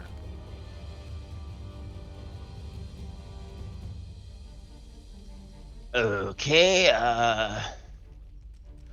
well, are we leaving or running? I'm gonna go move to there and see what I can see. Yeah, I'm gonna go ahead and take a shot at this guy. Okay, yeah, go ahead and make your shot. That will connect as the arrow stretches across, hitting into the creature and wounding it. Right. Then I'm gonna go back and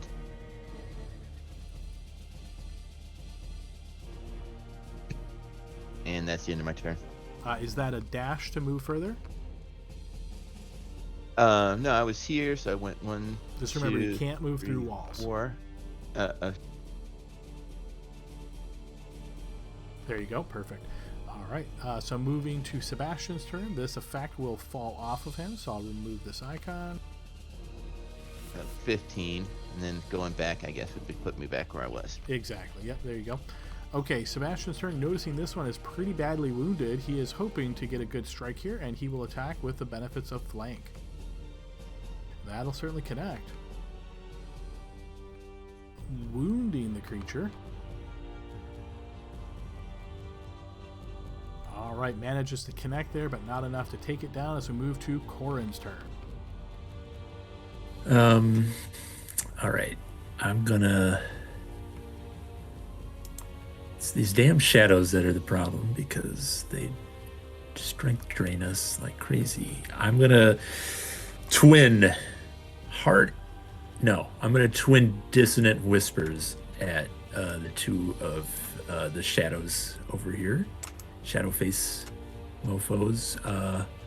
Ghost monster shadow face. All right, so which one would you like to target first? Remember, only the first, since these are saving throws, only the first one has a chance of critting. Right. I'm gonna target the one to grass north first. Okay. All right, so go ahead and post that, and then throw me a spell effect roll. Okay, hold on. And I'm pretty sure that's wisdom. Yeah, wisdom. All right, that will certainly work. And that will damage the creature. And that will wound it fairly significantly. And then it is going to have to use its movement to immediately try to move away. Grask, would you like to strike it? I will. Okay, so as it starts moving away from you, Grask, go ahead and make your attack. Actually, I don't think I can. I think I used my reaction on that damage reduction. Oh, right, the dream. Okay, gotcha. Right, Corin? That takes my reaction to use? Yes, it does. Yep. Okay. All right, you will notice the shadowy figure simply moves in between the gaps of the sealed crypt and is no longer in line of sight. And then the second one that you twin there, Corin? Yep, here it comes. The one between Grask and Sebastian. Not that button. This one. And a spell effect roll coming up. And don't bother, because even on a failure, that will be enough to destroy this one. Well, it still worked. It did indeed, yes. Before it can run away, it dies, though. Okay, good. So that was... Oh, I need to burn those sorcery points. There. Okay. So that's done. Bonus action. Ugh. I'm going to try and save my sorcery points for still getting us out of here. I'm going to dart back and get out of line of sight of that creature. And I'll just stop. I'll stop actually right here. That's it. Okay, Hugo. Hugo sort of looks to Corin like, "What's the plan?" We're going.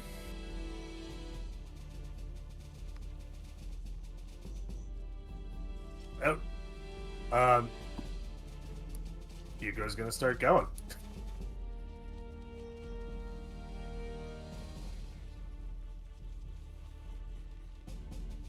And I guess I'll dash all the way out to this door. And I'd like to put away my crossbow if possible. Is it an action to If you just to want to put equip put it the on your shield? back, or whatever, you can interact with object to stow. We'll call it your crossbow. But yes, equipping the shield is an action. Okay. Can I take away that dash then and just do that instead at like this doorway right here? Sure. Yeah, you didn't see anything important with that movement, so sure. Okay. So I will put away my crossbow, take out my shield, and just have a shield in empty hand, and be right there.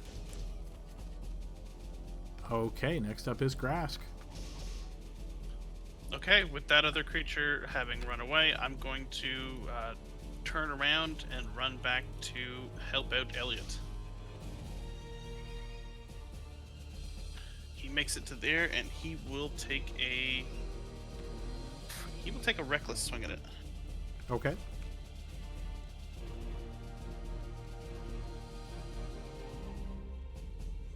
With flank. All right. Recklessly, that will connect.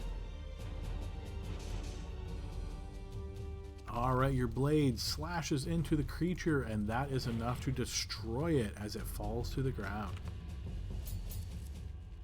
Okay, I'm gonna count how far I actually moved. I believe it was 25 or 20. Okay.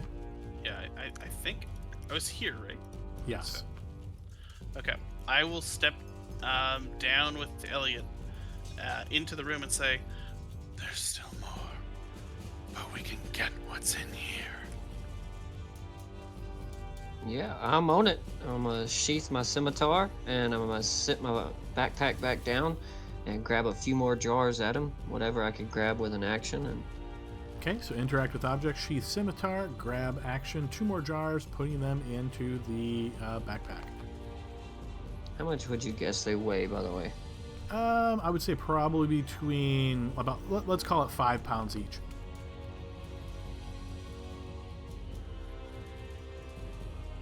Okie dokie. Okay, from inside the pit, we're not really sure what that guy's doing. Creature emerges, is going to spot Sebastian and move to him to strike.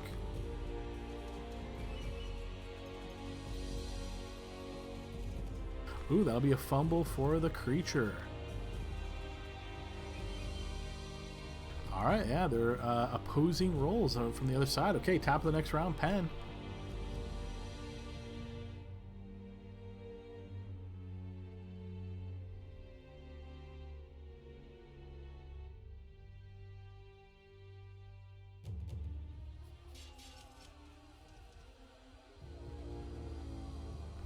Let's see, and I'm assuming that's at the shadow. Jack, I can see you lit up, but I can't hear you. I don't think any of us can. That is correct. But okay. Sorry, yep, sorry. I'm going to move here, shoot the shadow. Okay, that will connect, and that will be enough to destroy this one as well. And then I'm going to, oops.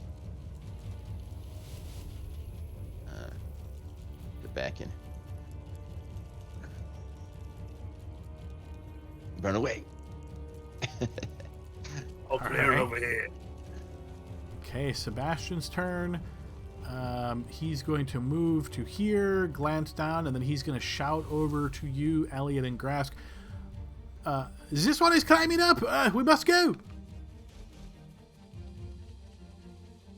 He will get to there and adopt a defensive position as we move to Corin. Corin will say, "Pardon me, Sebastian," and then come over here. That's 5. That'd be 10. Remember, can't 10. go through walls. Yep.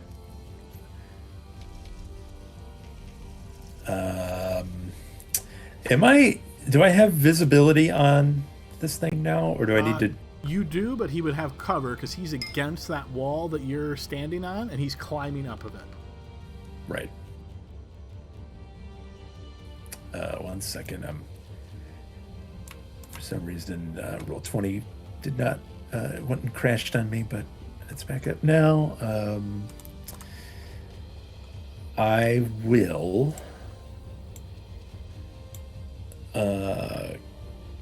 Yeah, I'll take a covered firebolt at the creature climbing up.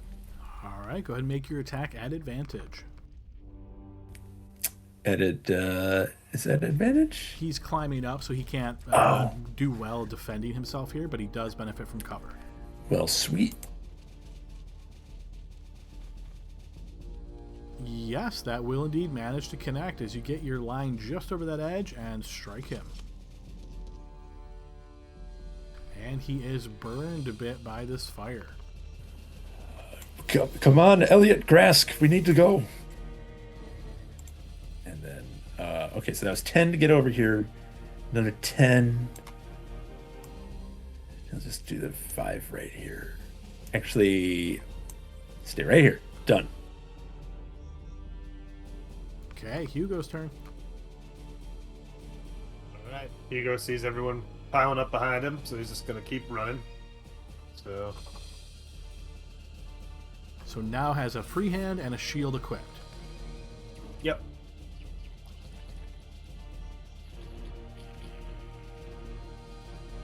Under here. And, yeah, just keep... I'll keep going all the way to here.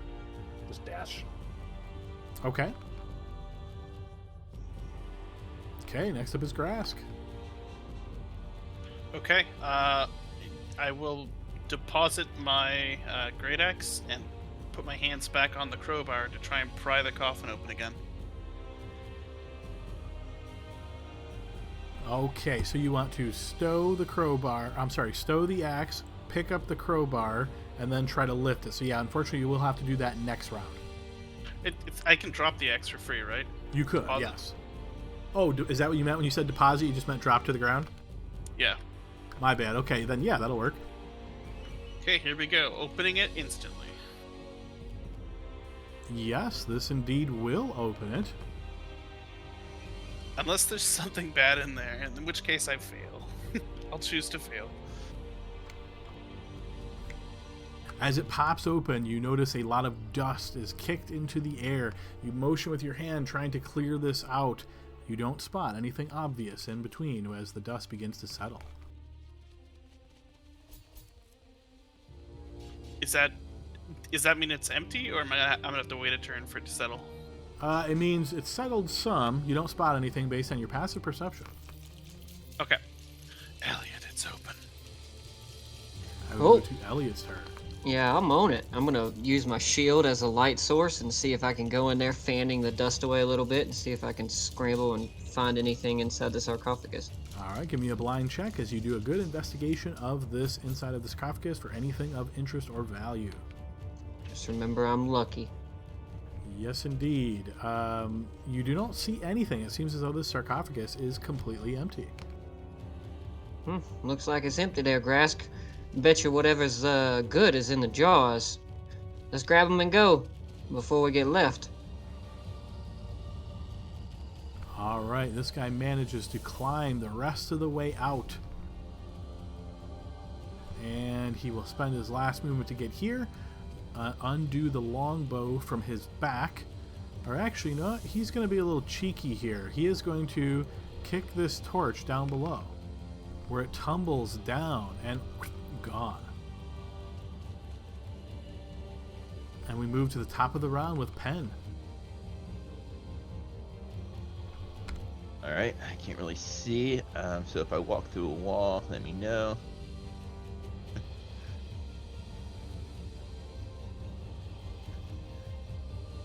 I'll take the dash action.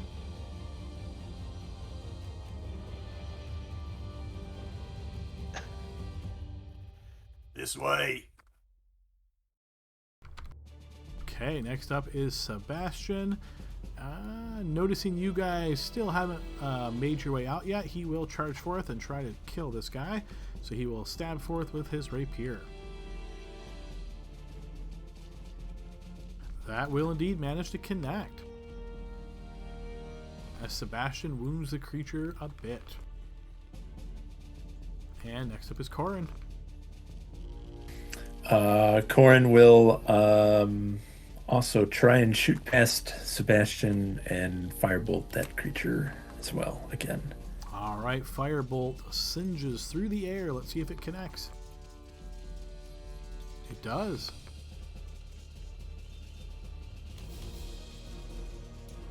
Burning the creature on contact.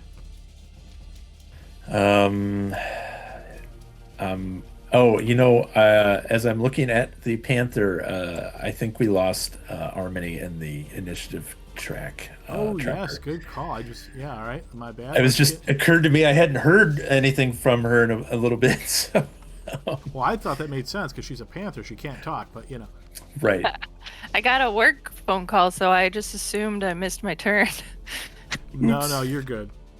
So what we'll do is I put you in the order there at what your previous initiative was. So let's let Panther take her turn right now, and then she'll be correct once we get back to her. So Panther, your turn. I think I was able to see better before. You were, but unfortunately a torch has been taken out of play, and your trusty companion with the other light source has run away. So I assume wild shape. I still know what I knew before. Yeah, so you retain your intelligence, wisdom, and charisma, so you're just as smart as you would be in your other form. Panthers ain't got dark vision. I'm gonna move slowly to the north until I hit a wall. Yep, so feel free to move, and obviously if you try to move and can't move, that means you've bumped into a wall. Cool. And then I'm going to... So that was...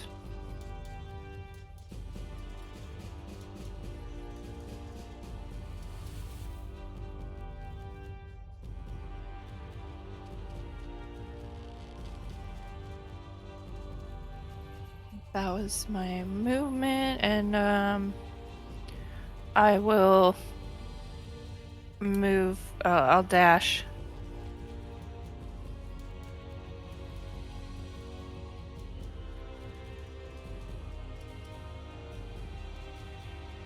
Does that look right to you? Close enough for government work, as they say. All right, we'll move to Corin. Oh, okay, so I firebolted, and I'm gonna stay here and just be ready to cover everyone else as they're heading out. Okay, and then Hugo. I'm like very startled by this panther that has just appeared and has run by me twice. So I'll look at Penn and be like, "You think we should follow it?"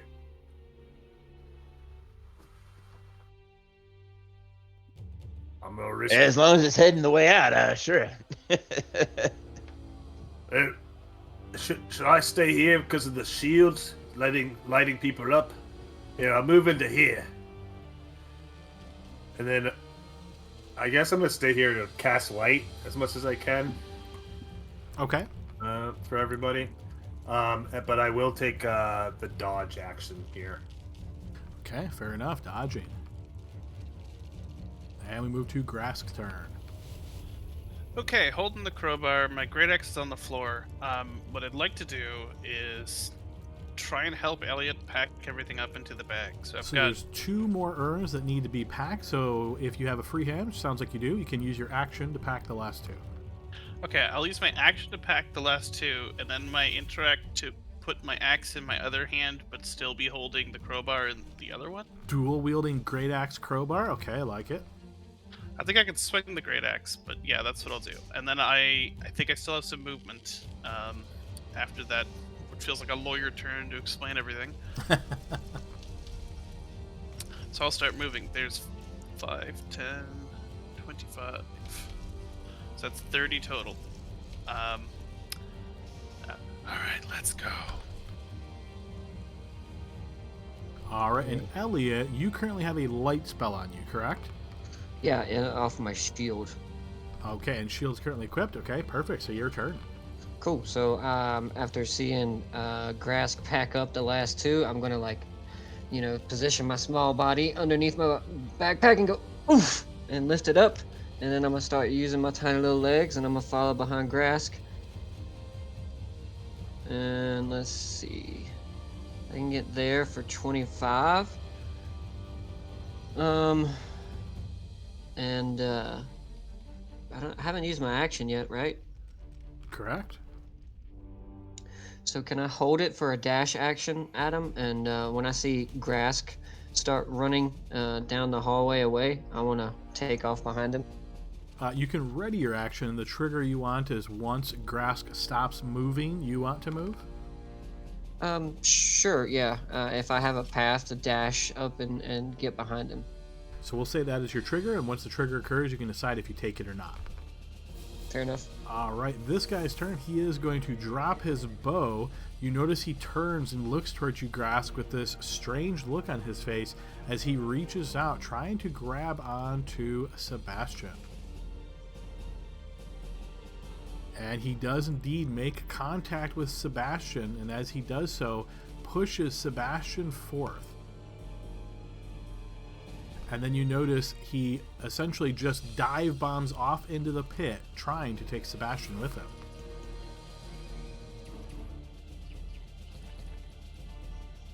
And Sebastian goes over the edge with this guy as well, as both plummet down below into the pit.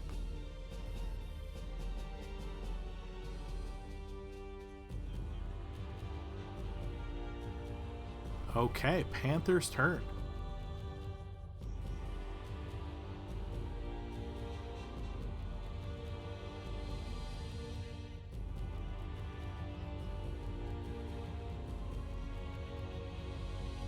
Panther Armony.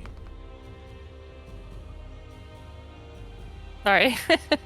I wasn't responding to the name.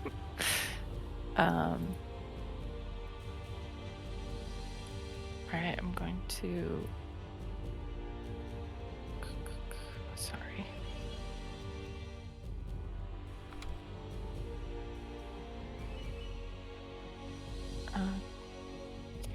I'm gonna hold an action to attack any enemies. Okay, you ready in action to strike any enemy that gets near you. Okay, top of the round, Pen. All right, I'm going to light a torch. Sling my bow. Okay, yep, all right. So you take a torch out from your pack, have torch in one hand, and you have crossbow in the other. Throw the, no, I don't have a crossbow. Or short bow, sorry. Yeah, but I'm just gonna stow the short bow and carry the rapier and the torch.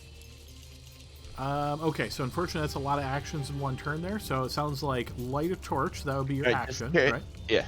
Well, then put the bow away. Yeah. Okay, so then you interact with stow the bow. Okay, so you have torch in hand. All right. I'm gonna go back and check and see where everybody is now that I can have torch. Yep, and you'll just want to drag that torch with you. I had it right where you stood there. All right. And okay, top of the round, Sebastian. He is going to stand from being prone here and try to stab down at this guy. Will be at advantage. Critically hitting. But it's just a normal strike. But that will be enough to kill this opponent. So from down below you hear, I am coming, do not leave! And without any other obvious threats, guys, we are once again out of combat. I'm gonna look up at Grask and say, well, while we wait for him to climb out of the hole, do you want to see if maybe we can jimmy this one over here open? Real quick. He probably can't get up without our help. Corin is gonna yell at the crew that had moved on and say, Sebastian fell. We need to get him out. Sebastian, what's down there? You notice he looks around and says, "It is very strange. There is an opening down here. I cannot see, but there's something through there. It's very dark. There's bones everywhere. But it feels as though there's handholds in the wall. I think I can climb back up. Just give me a moment." And you start to hear scraping. Wait, don't stay down there. What if maybe we go down there and keep these things from keeps coming out? Oh, you want to come down here? That's what you want to do, I suppose. We're pretty banged up. I don't know if we could do anything at this point. Well, I don't know. Did he can't see in the dark? He cannot. Keep coming, Sebastian. We'll. I think we're going to retreat for the day. Okay. Elliot, we have a moment. Yeah. I'm with you. Let's do it.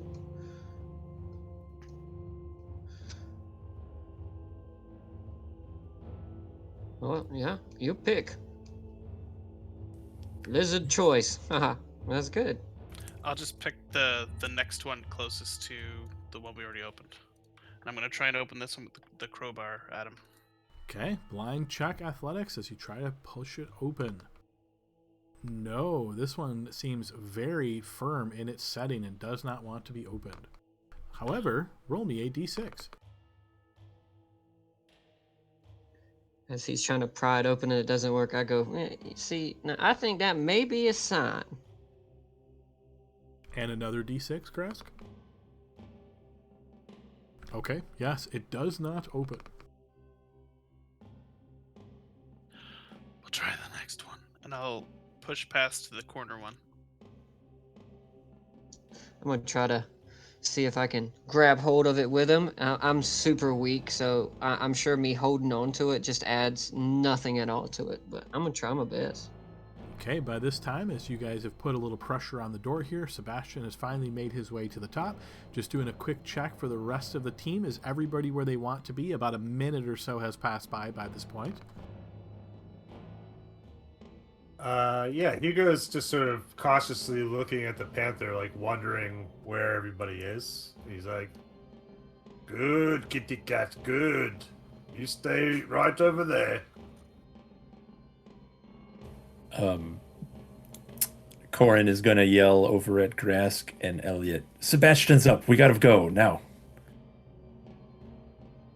Wait, I think I know where a secret door is.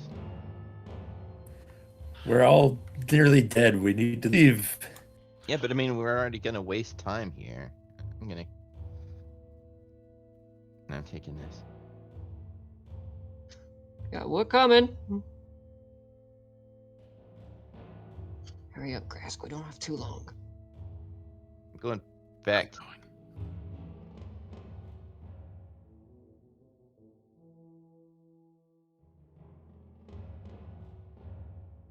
All right, Penn, so as you make your way around, Grask and Elliot, you get to this other door here. Another blind check, Grask, to see if you can open this one. No, once again, this seems very tight in its framing here. Does not want to open. However, D6, please.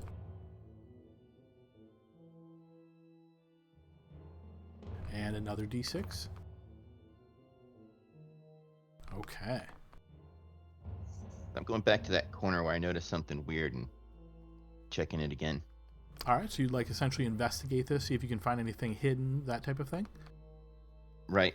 All right, yep, go ahead and select your token and roll a blind check for me. Elliot, I might have had more strength drain than I thought. Yeah, it that's looks all like, right. It looks like that's not coming through. I don't know if maybe you tried to build a macro or something, Pen, but the token does have to be selected for that one. So just make sure your token's selected and do the blind check at the top. Yeah, that's what I did. That's what I did. I think last time we had an issue for some reason. Yours not coming through. Penn made a blind check. It's probably fine. Yeah, so that text is part of the macro that you're running, but the blind check itself has to be done from the button. So yeah, let me see if I click you. Let me just see if it works for me. Yeah, see, it works for me when I have you clicked. There you go. That works. So whatever you did different that time, that's what you got to do each time. Okay, so as you search this area, spending about a minute or so, Pen, looking for anything out of the ordinary, anything hidden, latches, anything like that, no, it seems to just be a dead end down here. In response to Grask, I say, hey, look, man, we got these, like 5-6 jars here. There's something about them. Maybe they're worth something themselves or something inside them. But we should get going before our luck is officially out. Oh, hey, Pent. We're ready to go. Come on, let's go. Let's do it. And I'll stow the crowbar so I have my great X ready to go.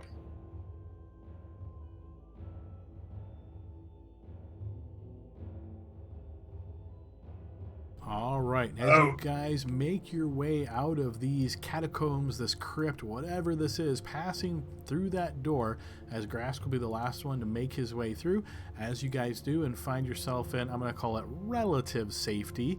Let's go ahead and pause here for our 15-minute break, guys. So we'll pick up on the other side and continue the adventure then. Not too shabby, guys. We did it. We didn't die. Guys, I really hope the town has a shortage of dust-filled urns. Yeah. We'll see. All right, see everybody back in 15. Alrighty, folks, we are back to our second half of the session here. The group has made their way safely, out of the crypt area, the catacomb area here, as we rejoin our group in progress.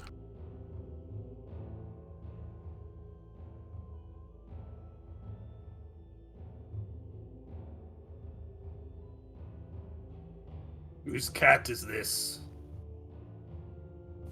Oh, you missed that. That's Harmony. Oh, I thought it was just a camel she could turn it. She wasn't doing well before she borrowed that form. We might think about leaving for the day. I think we have to. Harmony is in very bad shape. Yeah, but Maybe. I feel like we just keep coming back and running around on this level. Do we even know where the next level is? Maybe we should scout before we get out. We do. We saw the doors the stairs down last time. All right. Sebastian, how are you? Yes, a little hurt, but I will be okay.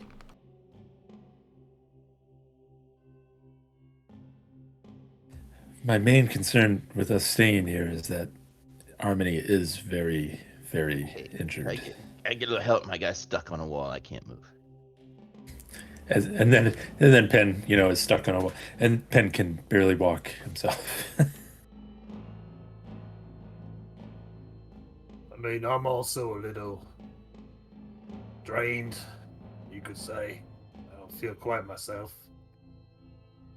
All right, let's leave then. Yeah.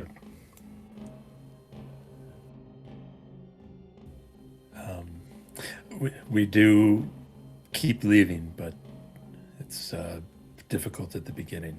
I don't want to get caught into something that we can't handle. Yeah, let's just leave the way we came, right? Sorry. Did you guys get anything from that crypt? Yeah, we got a little something, man. Just a couple of jars full of I don't know what. And then we opened the coffin. There wasn't nothing in there. But the jars are kind of heavy. I got 6 of them. You just don't know. Does it look like glittering dust or something like that? You don't know what it is? Inside the coffin? No, there wasn't nothing in there. It was empty. No. In the jars. Oh no, I didn't look. Look, you guys were screaming, "Let's get out!" as you were getting stabbed and grabbed by that monster. I was just stuffing my backpack and getting the heck on out of there, like I was told.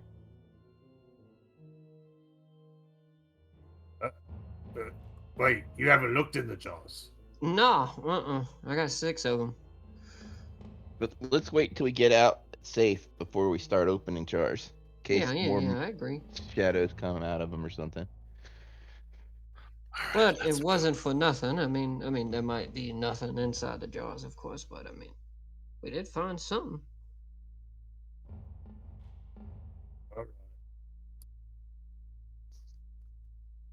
And I don't know, for some reason I'm stuck again. Yeah, I think someone said the torch for whatever reason it wants to get stuck a lot with the torch. I'm just gonna drag my token all the way through from now on.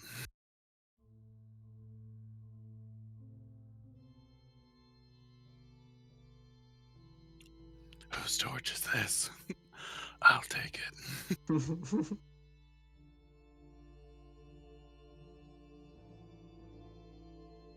Uh-oh.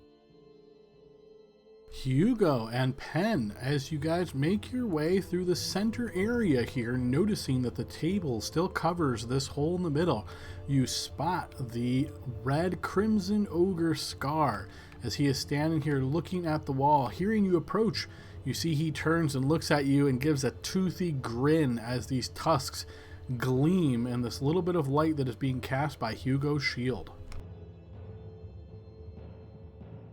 Give him a thumbs up. Just passing through. Oh,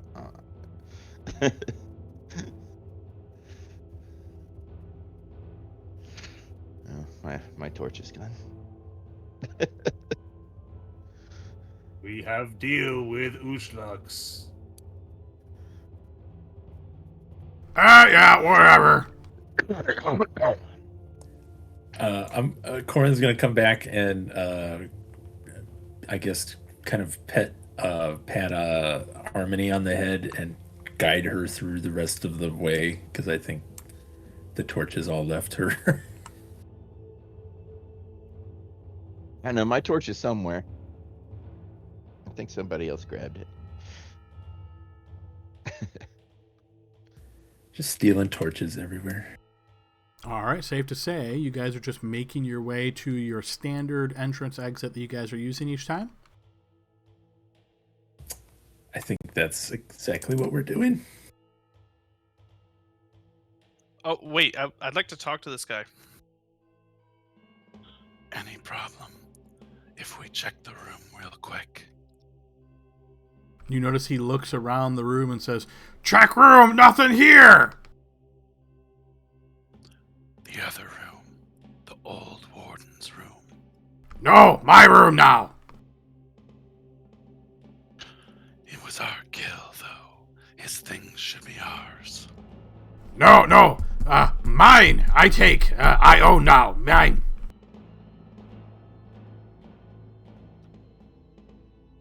You go, smell too much, go! Maybe a fight for another day. Grass continues on.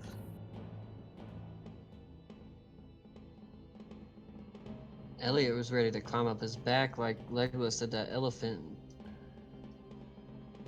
I had your back. We'll get what's ours. He gives you a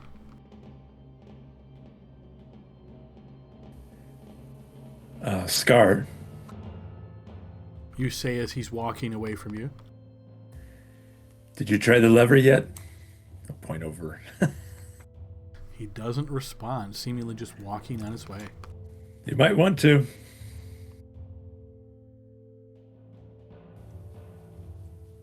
All right, let's move on. All right, guys, so if you all make your way to the exit, and I'll just kind of slide everybody over there, the expectation is you're going to climb up, get out of the same way that you guys came in, and find yourself back up on the top in the courtyard area. So obviously tokens been moved around a little bit here, so I will pop you guys up to the next level, and we'll see what is up there.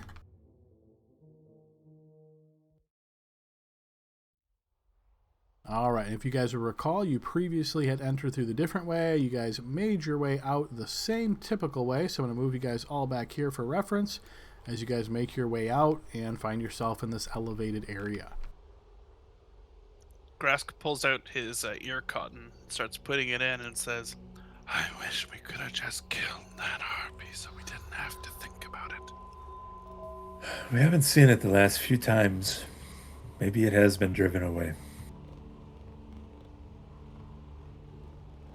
I mean, maybe would not. you come back if you kept getting stabbed?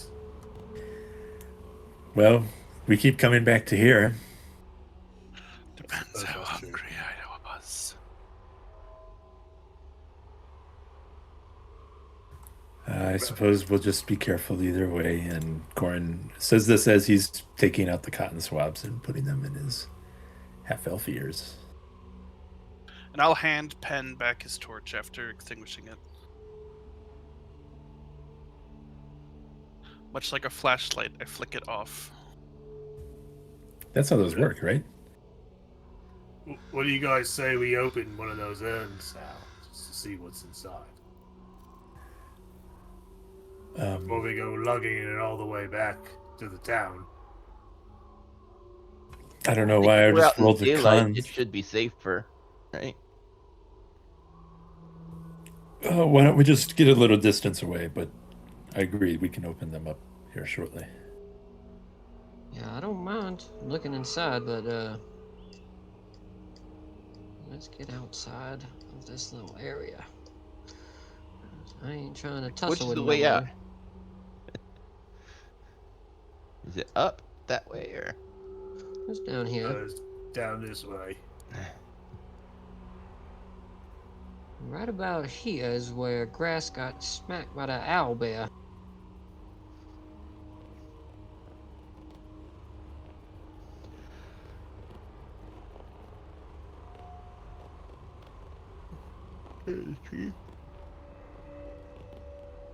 Okay, so as you guys make your way through the courtyard, not running into anything of an obvious danger, we can assume you guys are leaving this area and sort of in the distance between here, Scarlet Citadel, and back in the village of Red Tower. So while you're technically not going to be on this map quite yet, I'm going to put you here as you're no longer in tactical type of area. Grask will walk close to Armony, and he'll say, You didn't look good before you borrowed that. I can carry you when it's done.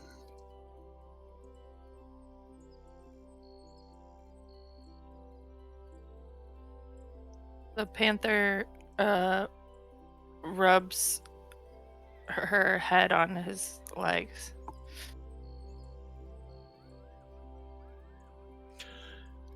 Grass just nods and looks forward and keeps walking.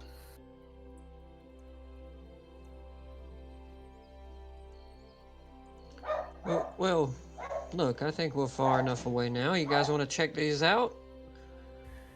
Open some up. Yeah, let's open them up. Open Yeah, it up. yeah. You open those up, and Hugo walks like 30 feet away from them. Oh, yes. Hugo, look, the rule is if there's trapped, the person who gets hit with it gets to keep it. Come on now. Don't be leaving me over here. I had to stay in there and grab them. You all ran What? away. Why do I need to be right next to you while you open it? That makes no sense. Because it makes me worried when you run away like that, man.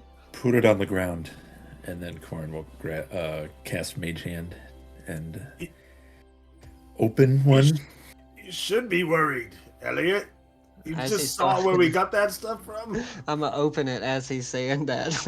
I'm going to open a different one. All right, so as you're manually popping the cork open here, Elliot, in near proximity to some of your companions, and Corin, as you use your mage hand to pop one from safety, both do open with a little bit of effort here. No amazing explosions or anything along those lines.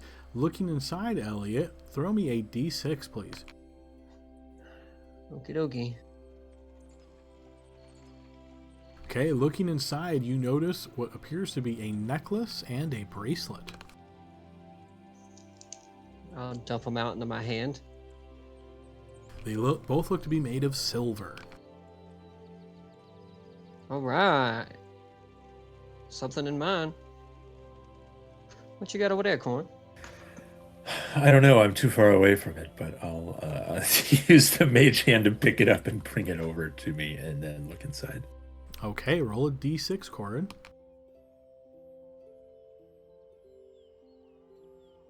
Yes, inside you notice 4 rings that seem to be stacked upon one another. Looking upon them, they look to be fairly simple rings of a copper band with no jewel or any kind of adornment. Rings.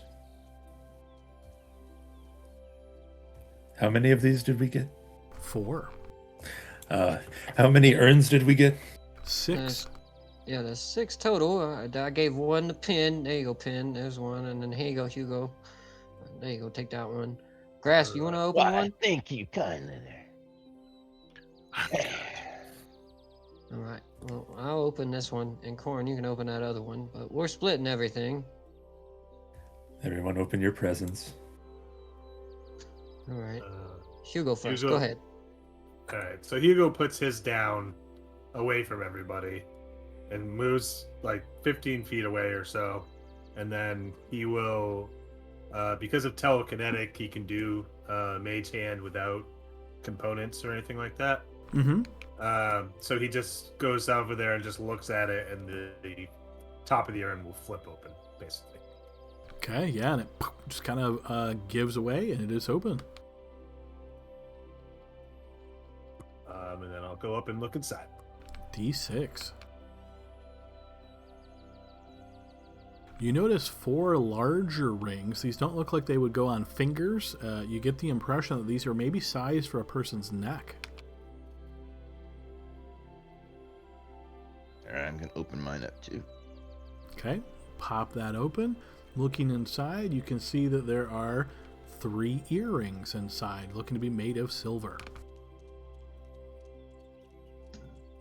I'll pop open that other one that I had. Okay, D6 on that one. So that's the 5th one opened. All right, inside you can see that there are 2 more earrings here. These look to be made of simple copper. Corn will open the last one. All right, that will pop open as well, and another D6. 5. There seems to be nothing inside of this one. Ah! He throws it. No. Oh, this one is empty. Would Matilda be interested in any of these? Sure, I mean, there's different material. Silver, copper. Looks like there's some rings over there. Pin's got some rings. Hugo's got some rings. I don't think any likely- of these are quite special enough for her. Yeah, the innkeeper, though. He buys all sorts of stuff. What about that trader guy? He should still be here, right? Yeah, maybe he'll be interested, and we can juice the story up a little bit. Say found it in a crypt, some long lost family, yada yada yada. Adam, previously you told us if they did have or potentially bloodline abilities, you just tell us. Are we past that point where you'd tell us? It would look of some type of significance. It would have a very flowery description and so forth. And yes, you don't think any of these rise to that level. Cool. Nothing on the urns either. Nothing on the urns? No, there's no special anything that would be like a signifier of any kind. The rings, or I guess they're necklaces, right? You said the rings for necks. So think of it not like a decorative necklace. It's like a simple circular piece of metal, and it's something that you would expect to see maybe over in the Kanasi lands or even further in that direction. And people sometimes would wear multiples of these with the intention of extending their neck over time by using these. Okay. What material did you say? This is just made of like a simple copper. So not to spoil anything for anybody, but essentially there is a gross total value that all of these things are worth. So as long as you guys are, I assume, dividing everything up, don't worry too much about exactly what you have. Nothing here looks to be of special significance. This all looks to be quote unquote loot. Cool. Well, what do you say we get back to town, try to sell the urns to one person, and try to sell the jewelry to another? Sounds appropriate. Yeah. I'm sure. And who knows, if we make enough, we can maybe buy some something fancy from that merchant. That sounds good to me. Not too bad. Some of y'all are a little weak looking, but nobody died. Nope. It was a little close.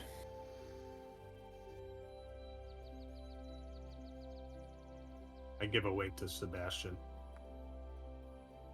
He seems like he's trying to basically catch his breath here as he's quite a bit worn down.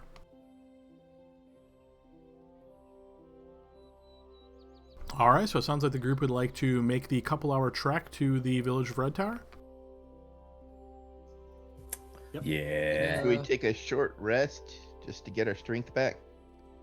You could. Sure. It's not a terrible idea. If you guys need it, I'm feeling spry. But I can hang out, keep watch.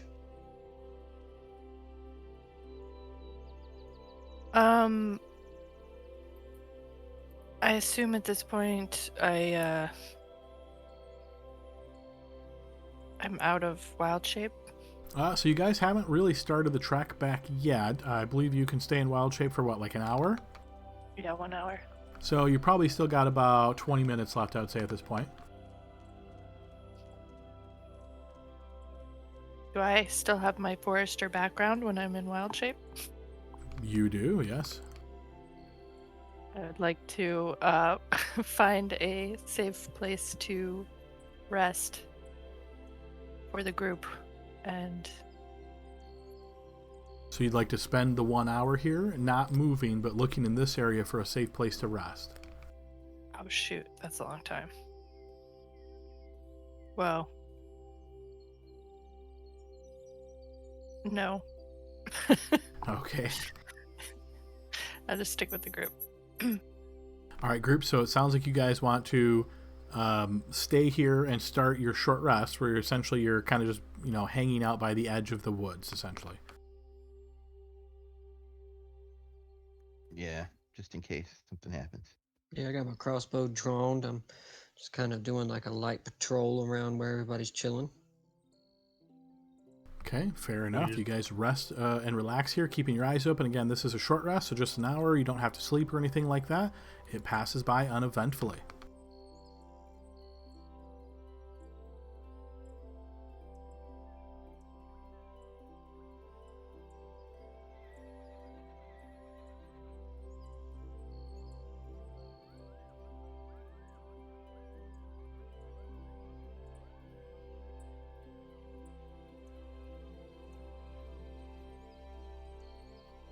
Good So- to continue.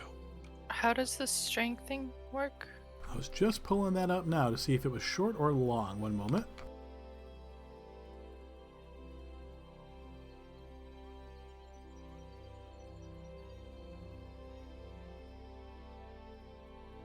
So, yes, your strength scores would be restored at this point. And Harmony, I did find your original strength score was actually 6. Thanks. Sure, yeah, no problem.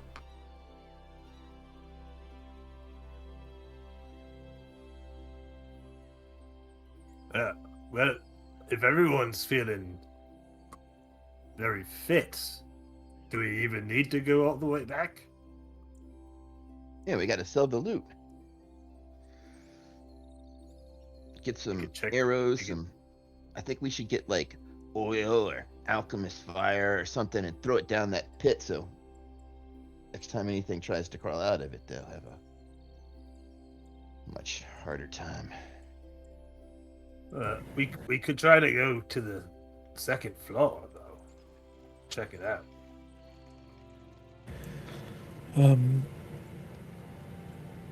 I suppose either way, I'm a little tapped for energy at this point, but I think need, it's arrows and some equipment. it's probably better to go back. Yeah. Well, If that's the case, let's plan on making sure we equipped our stuff for a longer than average journey. Because if we're gonna go back in and then down a level, we don't necessarily know we can just easily come on right back up. So probably safe, to sell the loot, get a little bit more equipment, maybe buy a few things for ourselves, and then proceed. Right. Plus, let's be real, Harmony is gonna need a really long nap. You look better, though. Feeling better already. Yeah, let's head back for now.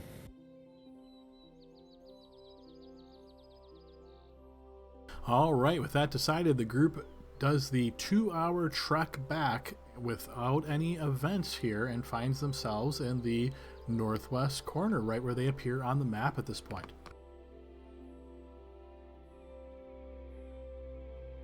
What do you say? You guys want to check out the pond? Why are you feeling No, risky, I want to sell Hugo? the stuff, get some arrows, and get something to eat and relax. Some grog. One of these times, the farmer's going to come out and he's going to point his bow and arrow at us. We're going to have to make a hard decision. Yeah, that's fair. Well, let's just hope that day is not today. But I don't really want to go check that pond out.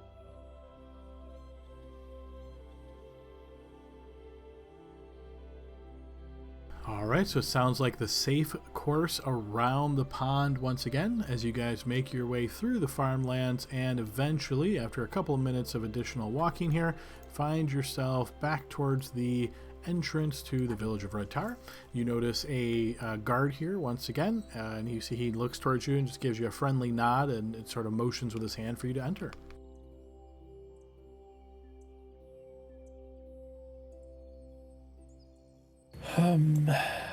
How do we want to divvy things up?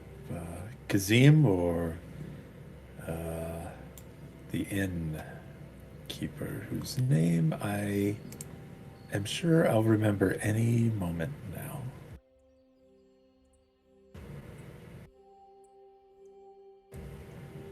Ambrosi. That's right. You do your deals in strange ways. Why not ask both their price and sell to the higher?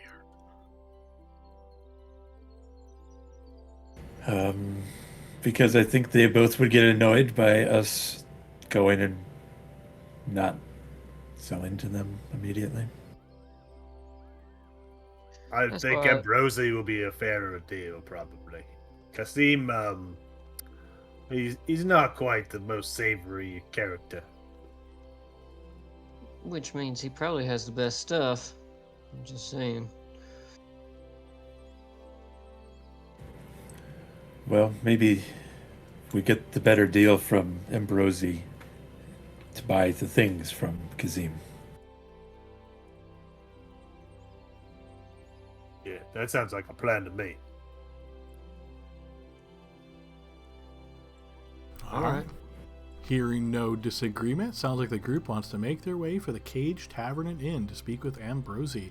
So you guys step through the village, the greens here, and find yourself walking into the Cage Inn and Tavern.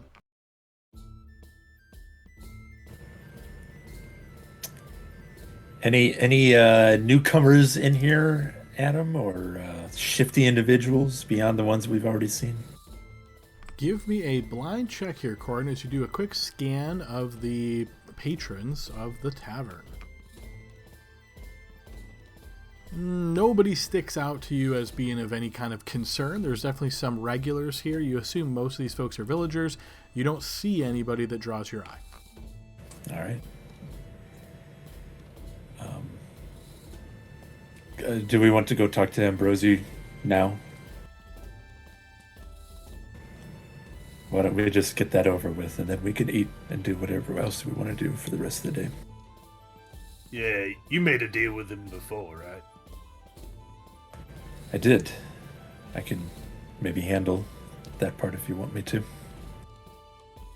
Yeah, but Yeah. don't try to grease them up too much. I mean, they're already getting shifty of us for coming in and out. You know what I mean? I imagine he's happy as long as we're paying for rooms, but I get what you're saying. And just remember, these aren't this isn't made out of very fancy materials, so he might not offer you all that much for it. But To that point, Corin did kind of figure out how much the ones that we had sold, the gems that we had sold previously were, more or less. Can he look at some of these and just kind of do a base guess on what he's thinking for how much he would get for them?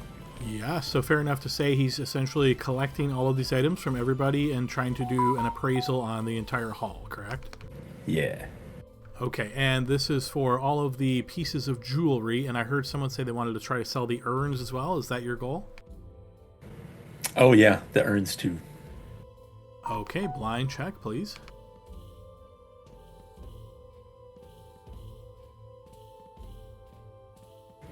You think altogether you're probably going to get somewhere in the realm of 200 goldish, something like that?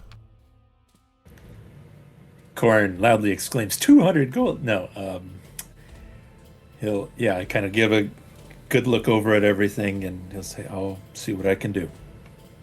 And he'll step over to the bar. As you approach towards the counter, Corin, you don't notice the familiar sight of Ambrosi. However, there is a woman standing behind that bears a remarkable resemblance to Ambrosi, and she sees you approaching and she kind of gives you a cocked eyebrow as you do. Hello, I was hoping to talk to Ambrosi. We have a few things that he might be interested in purchasing. Ambrosi busy. I can help you though, sister, Ariadna. All right. You buying or selling? Selling, and then probably doing a little buying.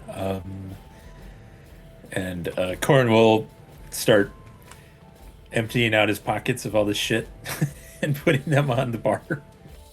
And you notice as you're pulling one after the other and kind of just setting it on, she looks at the couple, and then as more and more comes, she sort of just waits until the full haul is placed here, and then she's very quickly with her fingers starts scanning through the stuff, sliding things left and right, looking at all of them. It's an impressive haul. Where'd you find all this? We've been going through the Scarlet Citadel just outside of town. Have you now? And you see she kind of looks up and looks at you and appraises you, kind of gives you this long look that makes you a little bit uncomfortable before she turns her eyes back down to the table. Well, this is quite impressive. You want to sell all this? Yes, and also, Adam, can I insight her look? Was that her sizing me up for a mark, or was that just trying to figure out if we're gonna die the next time we go in there? Give me a blind insight check as you attempt to do just that. I'm not very good at those, but I'm gonna ask anyway. Hard to say. You don't get a real strong read one way or the other. All right. This is everything. How much are you hoping to get for this? To my untrained eye, I would say roughly 200 gold. You notice her eyes flash open for a moment. 200 gold. Well, I'm afraid you don't really know what you got here, but well, I don't want to cheat you or nothing. How about we say 275 gold? Damn you, Adam!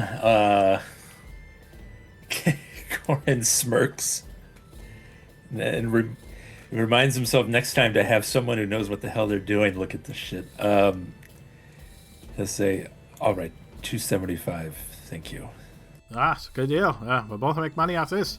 You see she starts counting through the coins down beneath and eventually has a pouch filled with gold pieces as she slides it across the counter and says, but, wait, you said maybe you want to buy something too. What did you have in mind? Well, I think probably some food and re-up on our lodging mainly, but now that we're on here... the house. I'll throw that in for you. No problem. Oh, thank you. You all mainly have general adventuring supplies, right? My brother and I, we've collected a bit of an eclectic collection, I suppose you could say. It's got a bit of everything.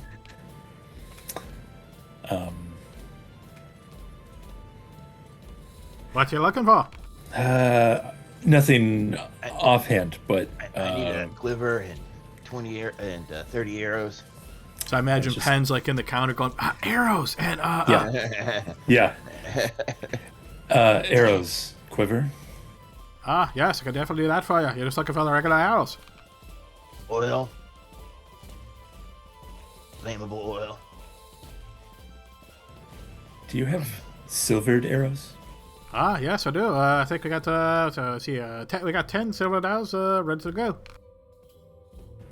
How much do those cost? Yeah, I suppose I can sell them to you for say 50 gold pieces. All right, hold on. As I do the math real quick, 1, 2, 3, 4, 5, 6, 7. 7 of us. 39 gold and 2 silver and 8 copper for everyone.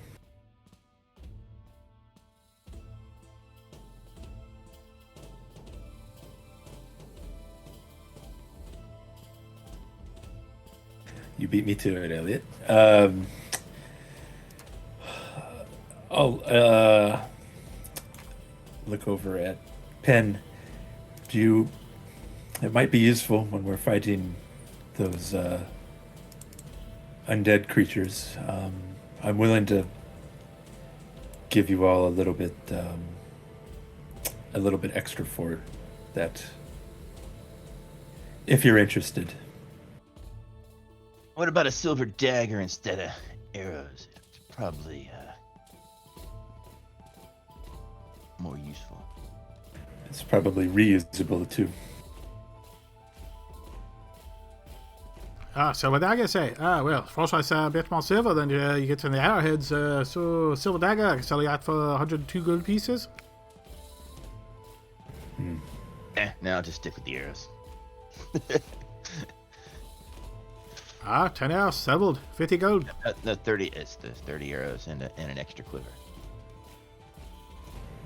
So she will sell you the 10 silver for 50, and then on top of that, if you wish to buy just regular additional arrows, then you can get those for PHB prices.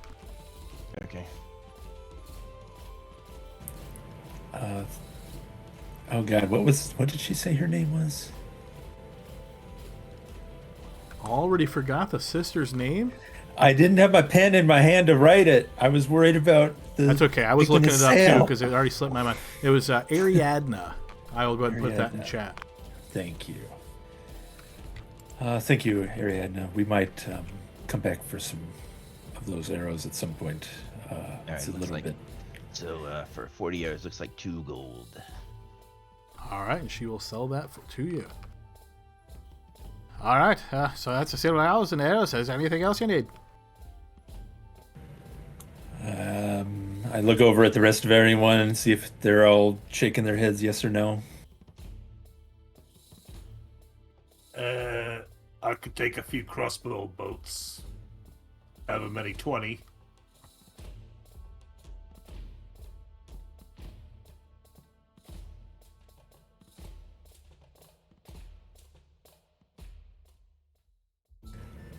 Adam, there are a few little things also that I'm going to buy that are all PHB stuff. Like, I think a single rope for Corin and Yep, so what I would say is while you guys are here in the Village of Red Tower and have access to Ambrosia or Ariadna, you can buy anything PHB prices that is, say, 50 gold or less. You can find that for standard PHB prices. Silvered arrows, she actually sold you at a discount, but she only had the 10, so those are not freely available. Okay. All right, so Plastic Oil says 1 silver piece. I'm going to get 5. Yep, you can do that.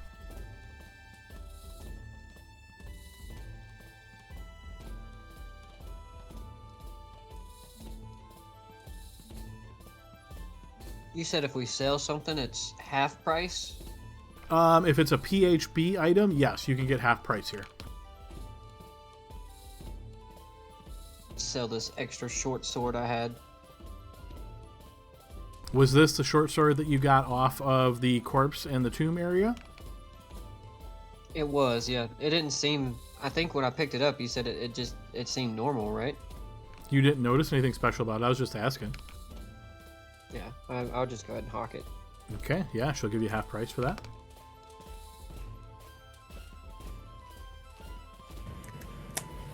Wait, was there any rust on it, or did it look like it had been dinged a little bit? As Elliot hands it over, it's a little dusty and that kind of thing, but you don't notice any rust, no. Sometimes magic swords don't rust.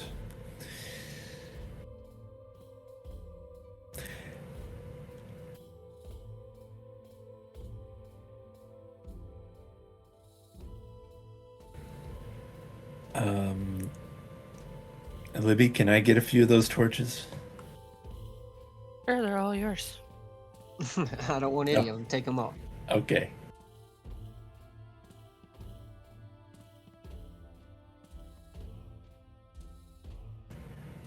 Yeah, I'm just gonna buy some rope from her. Then that'll be it. Oh, guys, did we pay Sebastian? Yep, That's in that division? 7 of us. Mm-hmm. Hooray!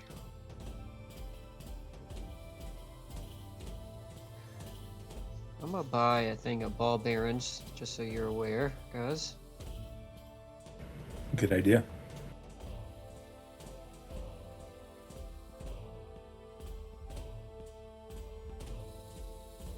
Oh, how much did we have again each to spend, or are we gonna do it now as we're buying stuff, or how's that gonna work? 39 gold each, then 2 silver and 8 copper. 9.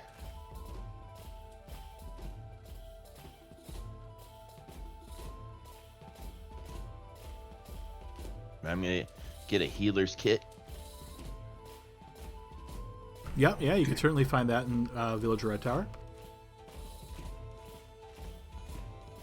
Ooh, good call. We should probably all have one of those in case we're the lucky ones that are near someone that's about to die.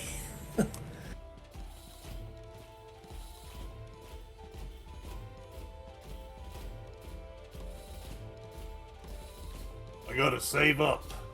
I think I want a scroll or something, but I can't afford it yet.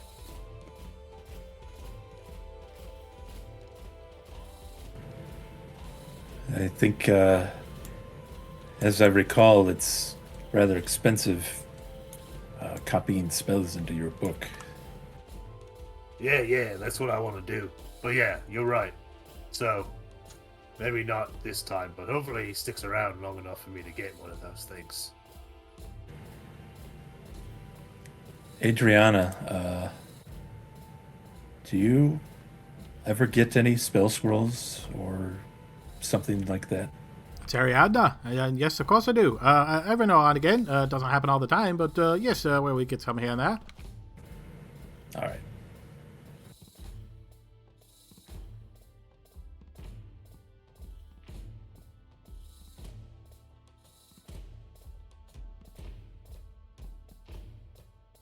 Until then, I'm pinching my pennies. Or my coppers.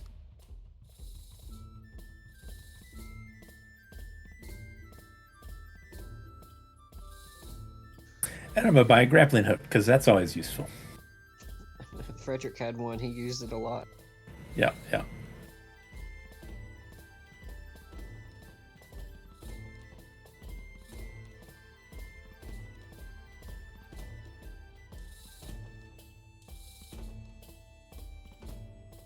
Do you remember when Frederick bought those whistles for everyone to use when we were in trouble? Yeah, we ended up using them a couple times. We did. Corin's gonna buy a signal whistle just in case too. Just getting all Sure, the random yeah, you could shit. find that. That's funny. I've got a horn. It came with my normal equipment. It says a horn in which to summon Help is what it says. Nice. Yeah, I'm sure blasting that in the middle of a big dungeon, that'll definitely bring help. That's why I haven't brought it out yet. I don't think I need anything else, guys. I bought a couple of, I bought some crossbow bolts, I bought those ball bearings, and I sold that short sword, but I'm good. Yep, so I got the 40 arrows, the healer's kit, and 5 things of oil. Oh, and I did double up on my stuff from my Dungeoneers pack, because I ended up getting 2 of them, so I got 2 crowbars, extra pitons, and stuff. Elliot, I see you have 2 crowbars. Do you Can I want have one? I figure I'm using them most of the time. Really, I was just going to carry it for you to use, so if you want to carry it to take that part of the process out, then yeah. And he'll reach out for it.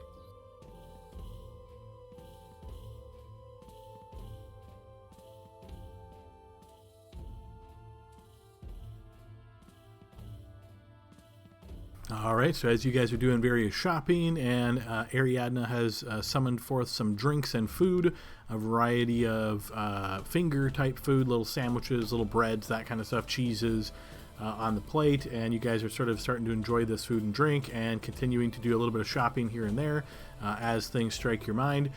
Sebastian looks again, he's, not terribly bad. He's obviously a bit wounded here, seemingly like he's ready for this rest of the day to be over as you guys are getting ready to rest.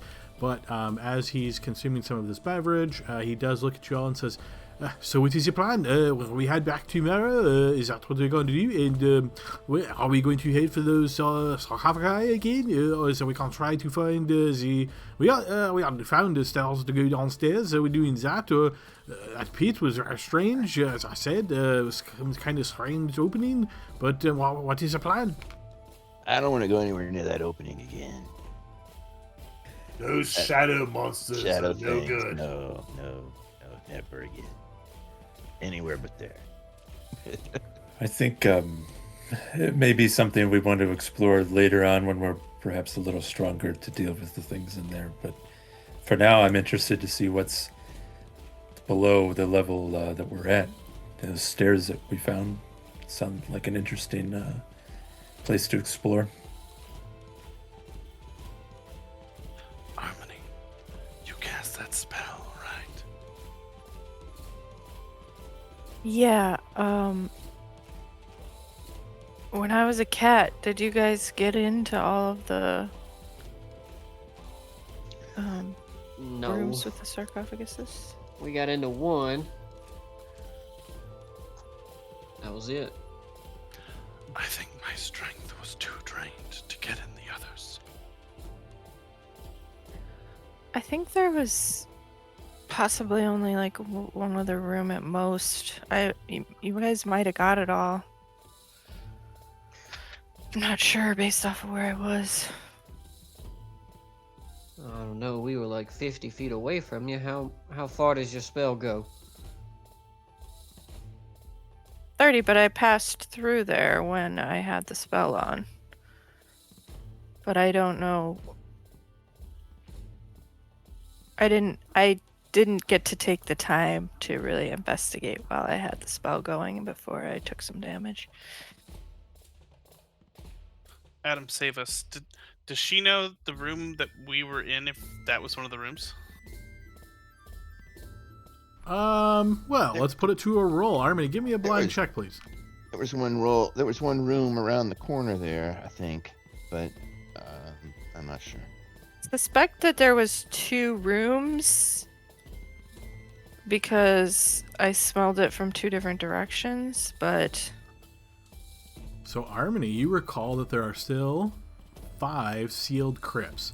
When you passed by, the metallic odor that you smelled, that smelled of valuable metals, was the 2 that were most to the west, which were not any of the ones that Elliot and Grass tried to get into. So, reminder, you guys only got into 1, and you know that there are a total of 5 others that are sealed. When you say west, do you mean regular west or that map's west? That map's west, so up. See, I thought you guys got into 2 rooms, so I wasn't there to see what you guys did, but Only managed to open one. We know for sure there's stuff in those rooms. Yeah. That changes my mind a little bit. See, Hugo. I like your style, man. I'm always down to rob some graves, guys. I didn't know him personally. the next time that Scar's not in his room, you know, most of us need to just chat with them and keep them entertained, and a couple should run in there real quick and sack the place. Do you want me to kill him? It might not be worth it. I'd like to see it try. It might not be worth it to get on his bad side at this point. I think we could take Scar, but I don't know about Ushlux. It's a package deal. I do recall when we initially struck our deal with Ushalux, he more or less said that if we had to kill Scar, he wouldn't be too upset about it. Just that initially we shouldn't.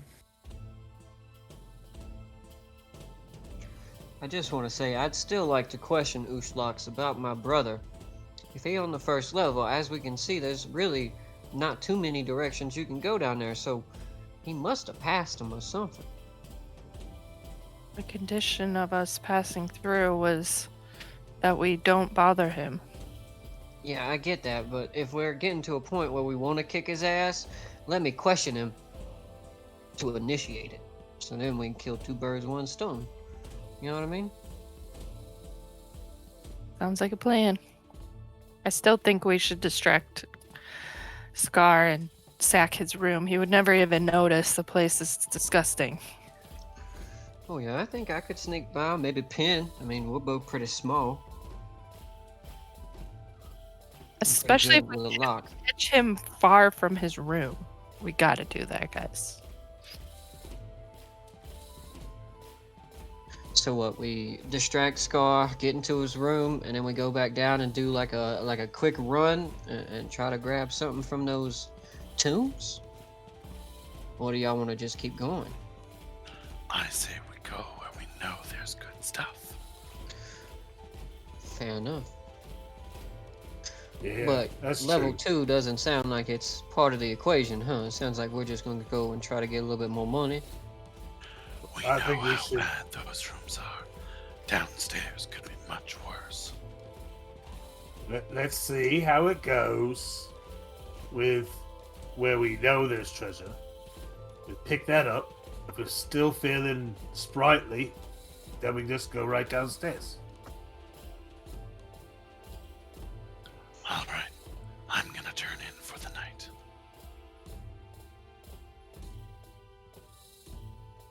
I think I'll drink a little bit. Grask will stand up and head upstairs to their rooms. This is assuming someone paid for it, or is going in a random room.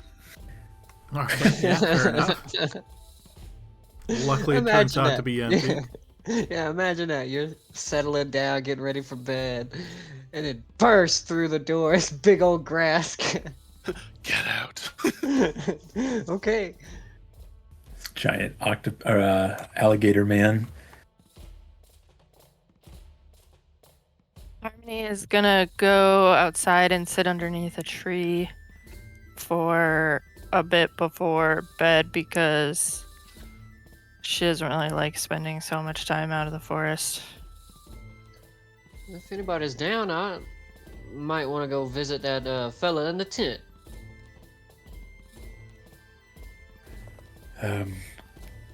You go ahead. I'll be, I think, relaxing here. Yeah, sure thing. Elliot, just be careful around him. He's a slippery one. Sure. Just want to see what he's got on stock, and now that I got a little bit more coin in my pocket,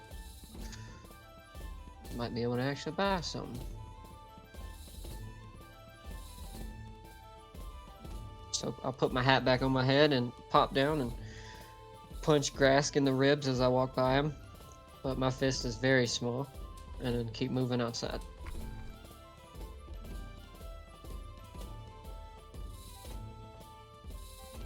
All right, so it sounds like you want to make your way over to Kasim's tent.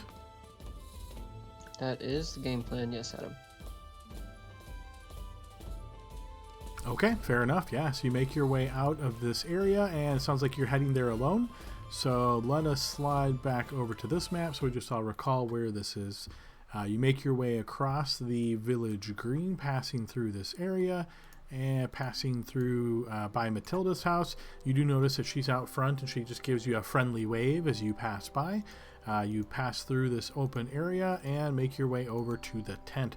As you're approaching, much like before, you notice Kasim just throws back one of the drapes and steps on through and spots you, and he says, "Ah, you are back. Welcome, my friend. You are coming to buy." Yeah, I'm coming by. You know, I know you said you're leaving in a few days, but we just, we came across this crypt. And, I don't know, man, maybe you're more familiar with the history of the area, but did some family own that citadel and bury their loved ones down below? Is that something you're aware of? You notice he sort of, there's like a twitch of his lip, and he says, "Oh, my friend, I do know many things. I speak to many people, but information has a price." Yeah, I know. What is it? The price for your information. And look, I want good information. I'll pay a good price. I want the real thing. I'm interested. You know, family names are awfully important here, as I'm sure you're aware. Yes, this I know. How about 5 gold pieces? I will tell you the name of the family. Sure.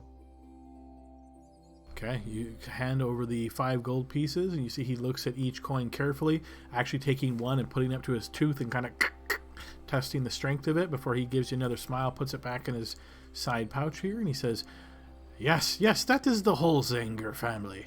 That's, well, they were sort of big names many years ago, but, of course, as you can imagine, they are not anymore.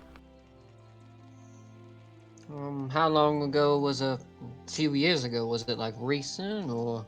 No. Hundreds of years ago.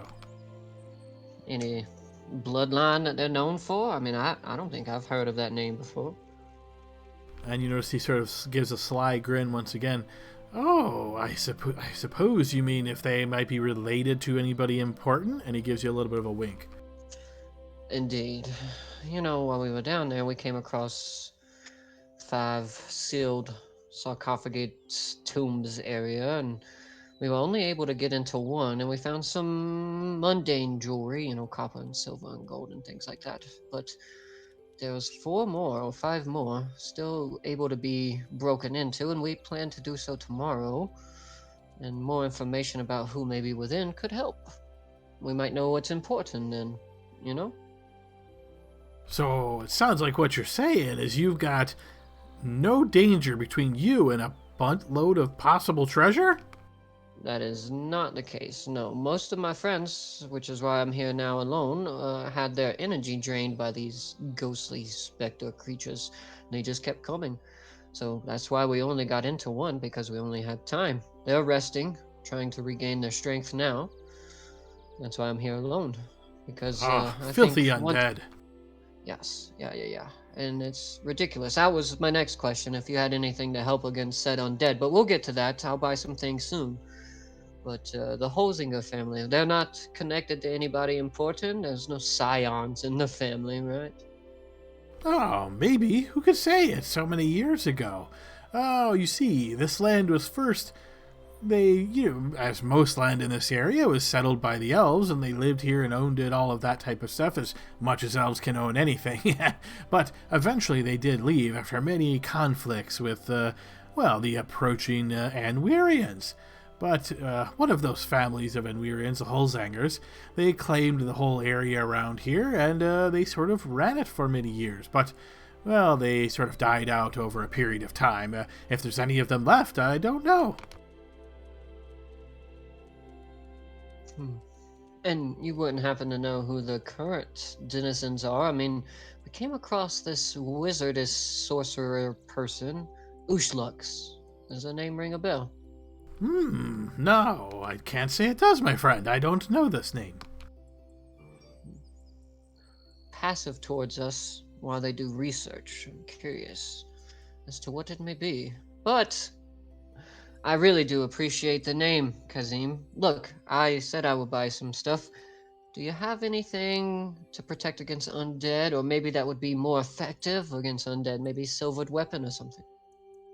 Silvered weapon. Well, I do have holy water. Is that something you might be interested in?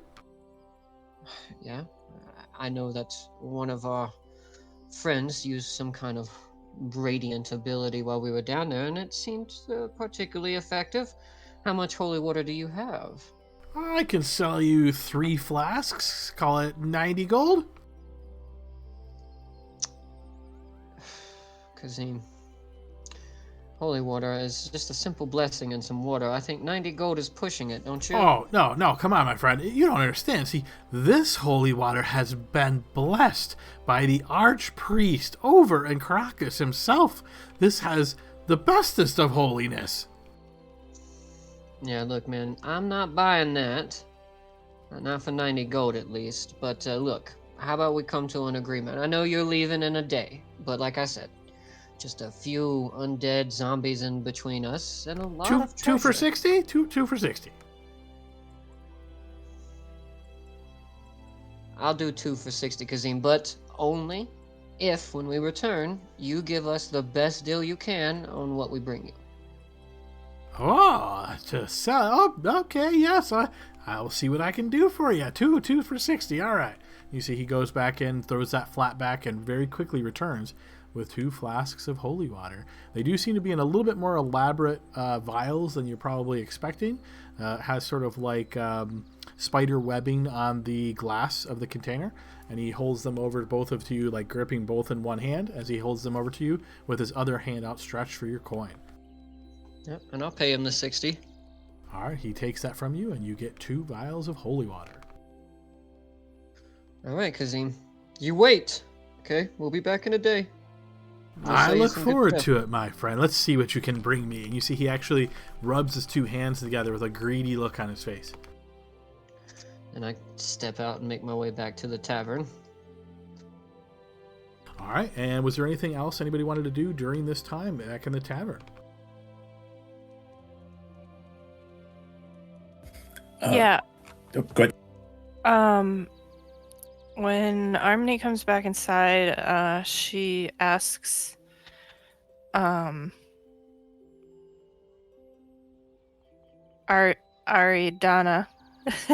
Ariadna.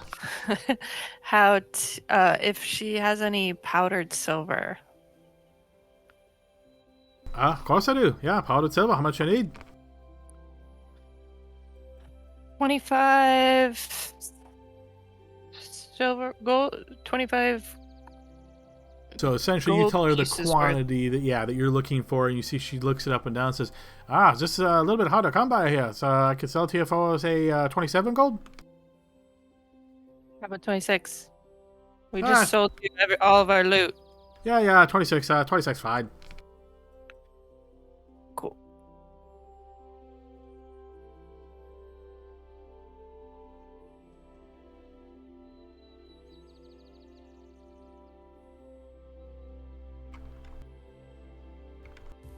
I'm going to take distort value for my next spell so that I can actually go up to these things and be like, I want 2,000 gold for this. Thank you.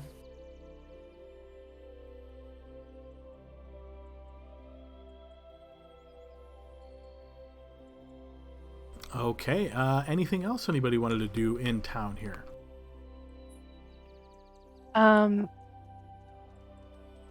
Harmony is going to use that powdered silver to complete the holy water ritual and make a flask of holy water. All right, she is able to do so. And she goes to bed. Yeah, Corn's just going to stay and have another couple drinks, and then he's going to saunter off to bed too. right, fair enough. It sounds like everyone uses the rest of the day to take care of maybe some personal errands, that type of stuff, gets their fill of food and drink, and then ultimately retires to the rooms that are on the house. So yes, each of you do manage to rest here comfortably without any interruptions, and will qualify for a long rest as you wake up in the morning. Do we level up? You do level up, yes. How would you? Is there a problem with multi-classing? No, as long as it makes sense. So, for example, you're what, a rogue right now? Is that right? Yeah, but I've done work for the priest of the whatever that god is of the that was in the temple thing there. He saved me. So you're looking at multi-classing into cleric, perhaps? Yeah. Yeah. So yeah, as long as you meet the multi-class requirements, then yeah, you're good to go. So I think cleric is like probably wisdom 13. Yeah, I got a 14.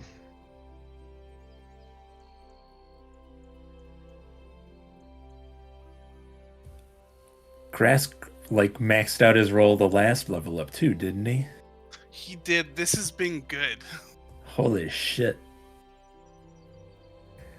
Grask the Uber tank. All right, guys. Well, we have about 18 minutes left in our session here, but because of the level up, obviously that's going to take you guys some time to apply that. Would you guys like to call it early here tonight, give you guys a chance to do the level up, and we'll pick back up next week? I'm fine with that. I have to go through like 10 million kobold press spells to figure out my next pick, so. Does that work for everybody else? Works for me. Yeah, that's cool with me. Works for me. All right, good deal then, guys. So feel free to level your characters up to 4. I will get the EXP updated there as you guys have made it back here safely, so we'll get your exact numbers in the sheet.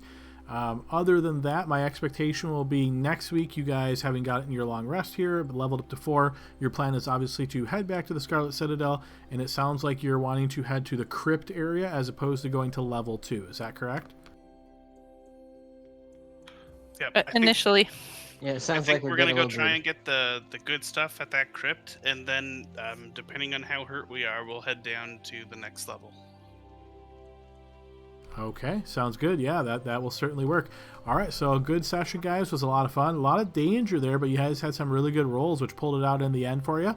So yeah, we'll see how level 4 treats you guys and see what it brings when we meet back up next week. I think all we have to do now is just throw Grask in the front of everything, and he'll just absorb all the damage with his massive hit points. Raging Barbarian with a high HP pool. Yeah, I wouldn't bet against him. Yep. All right, good deal, guys. Good session, everybody, and we'll see you guys all next week. Bye, everyone. Thanks. Have a good night.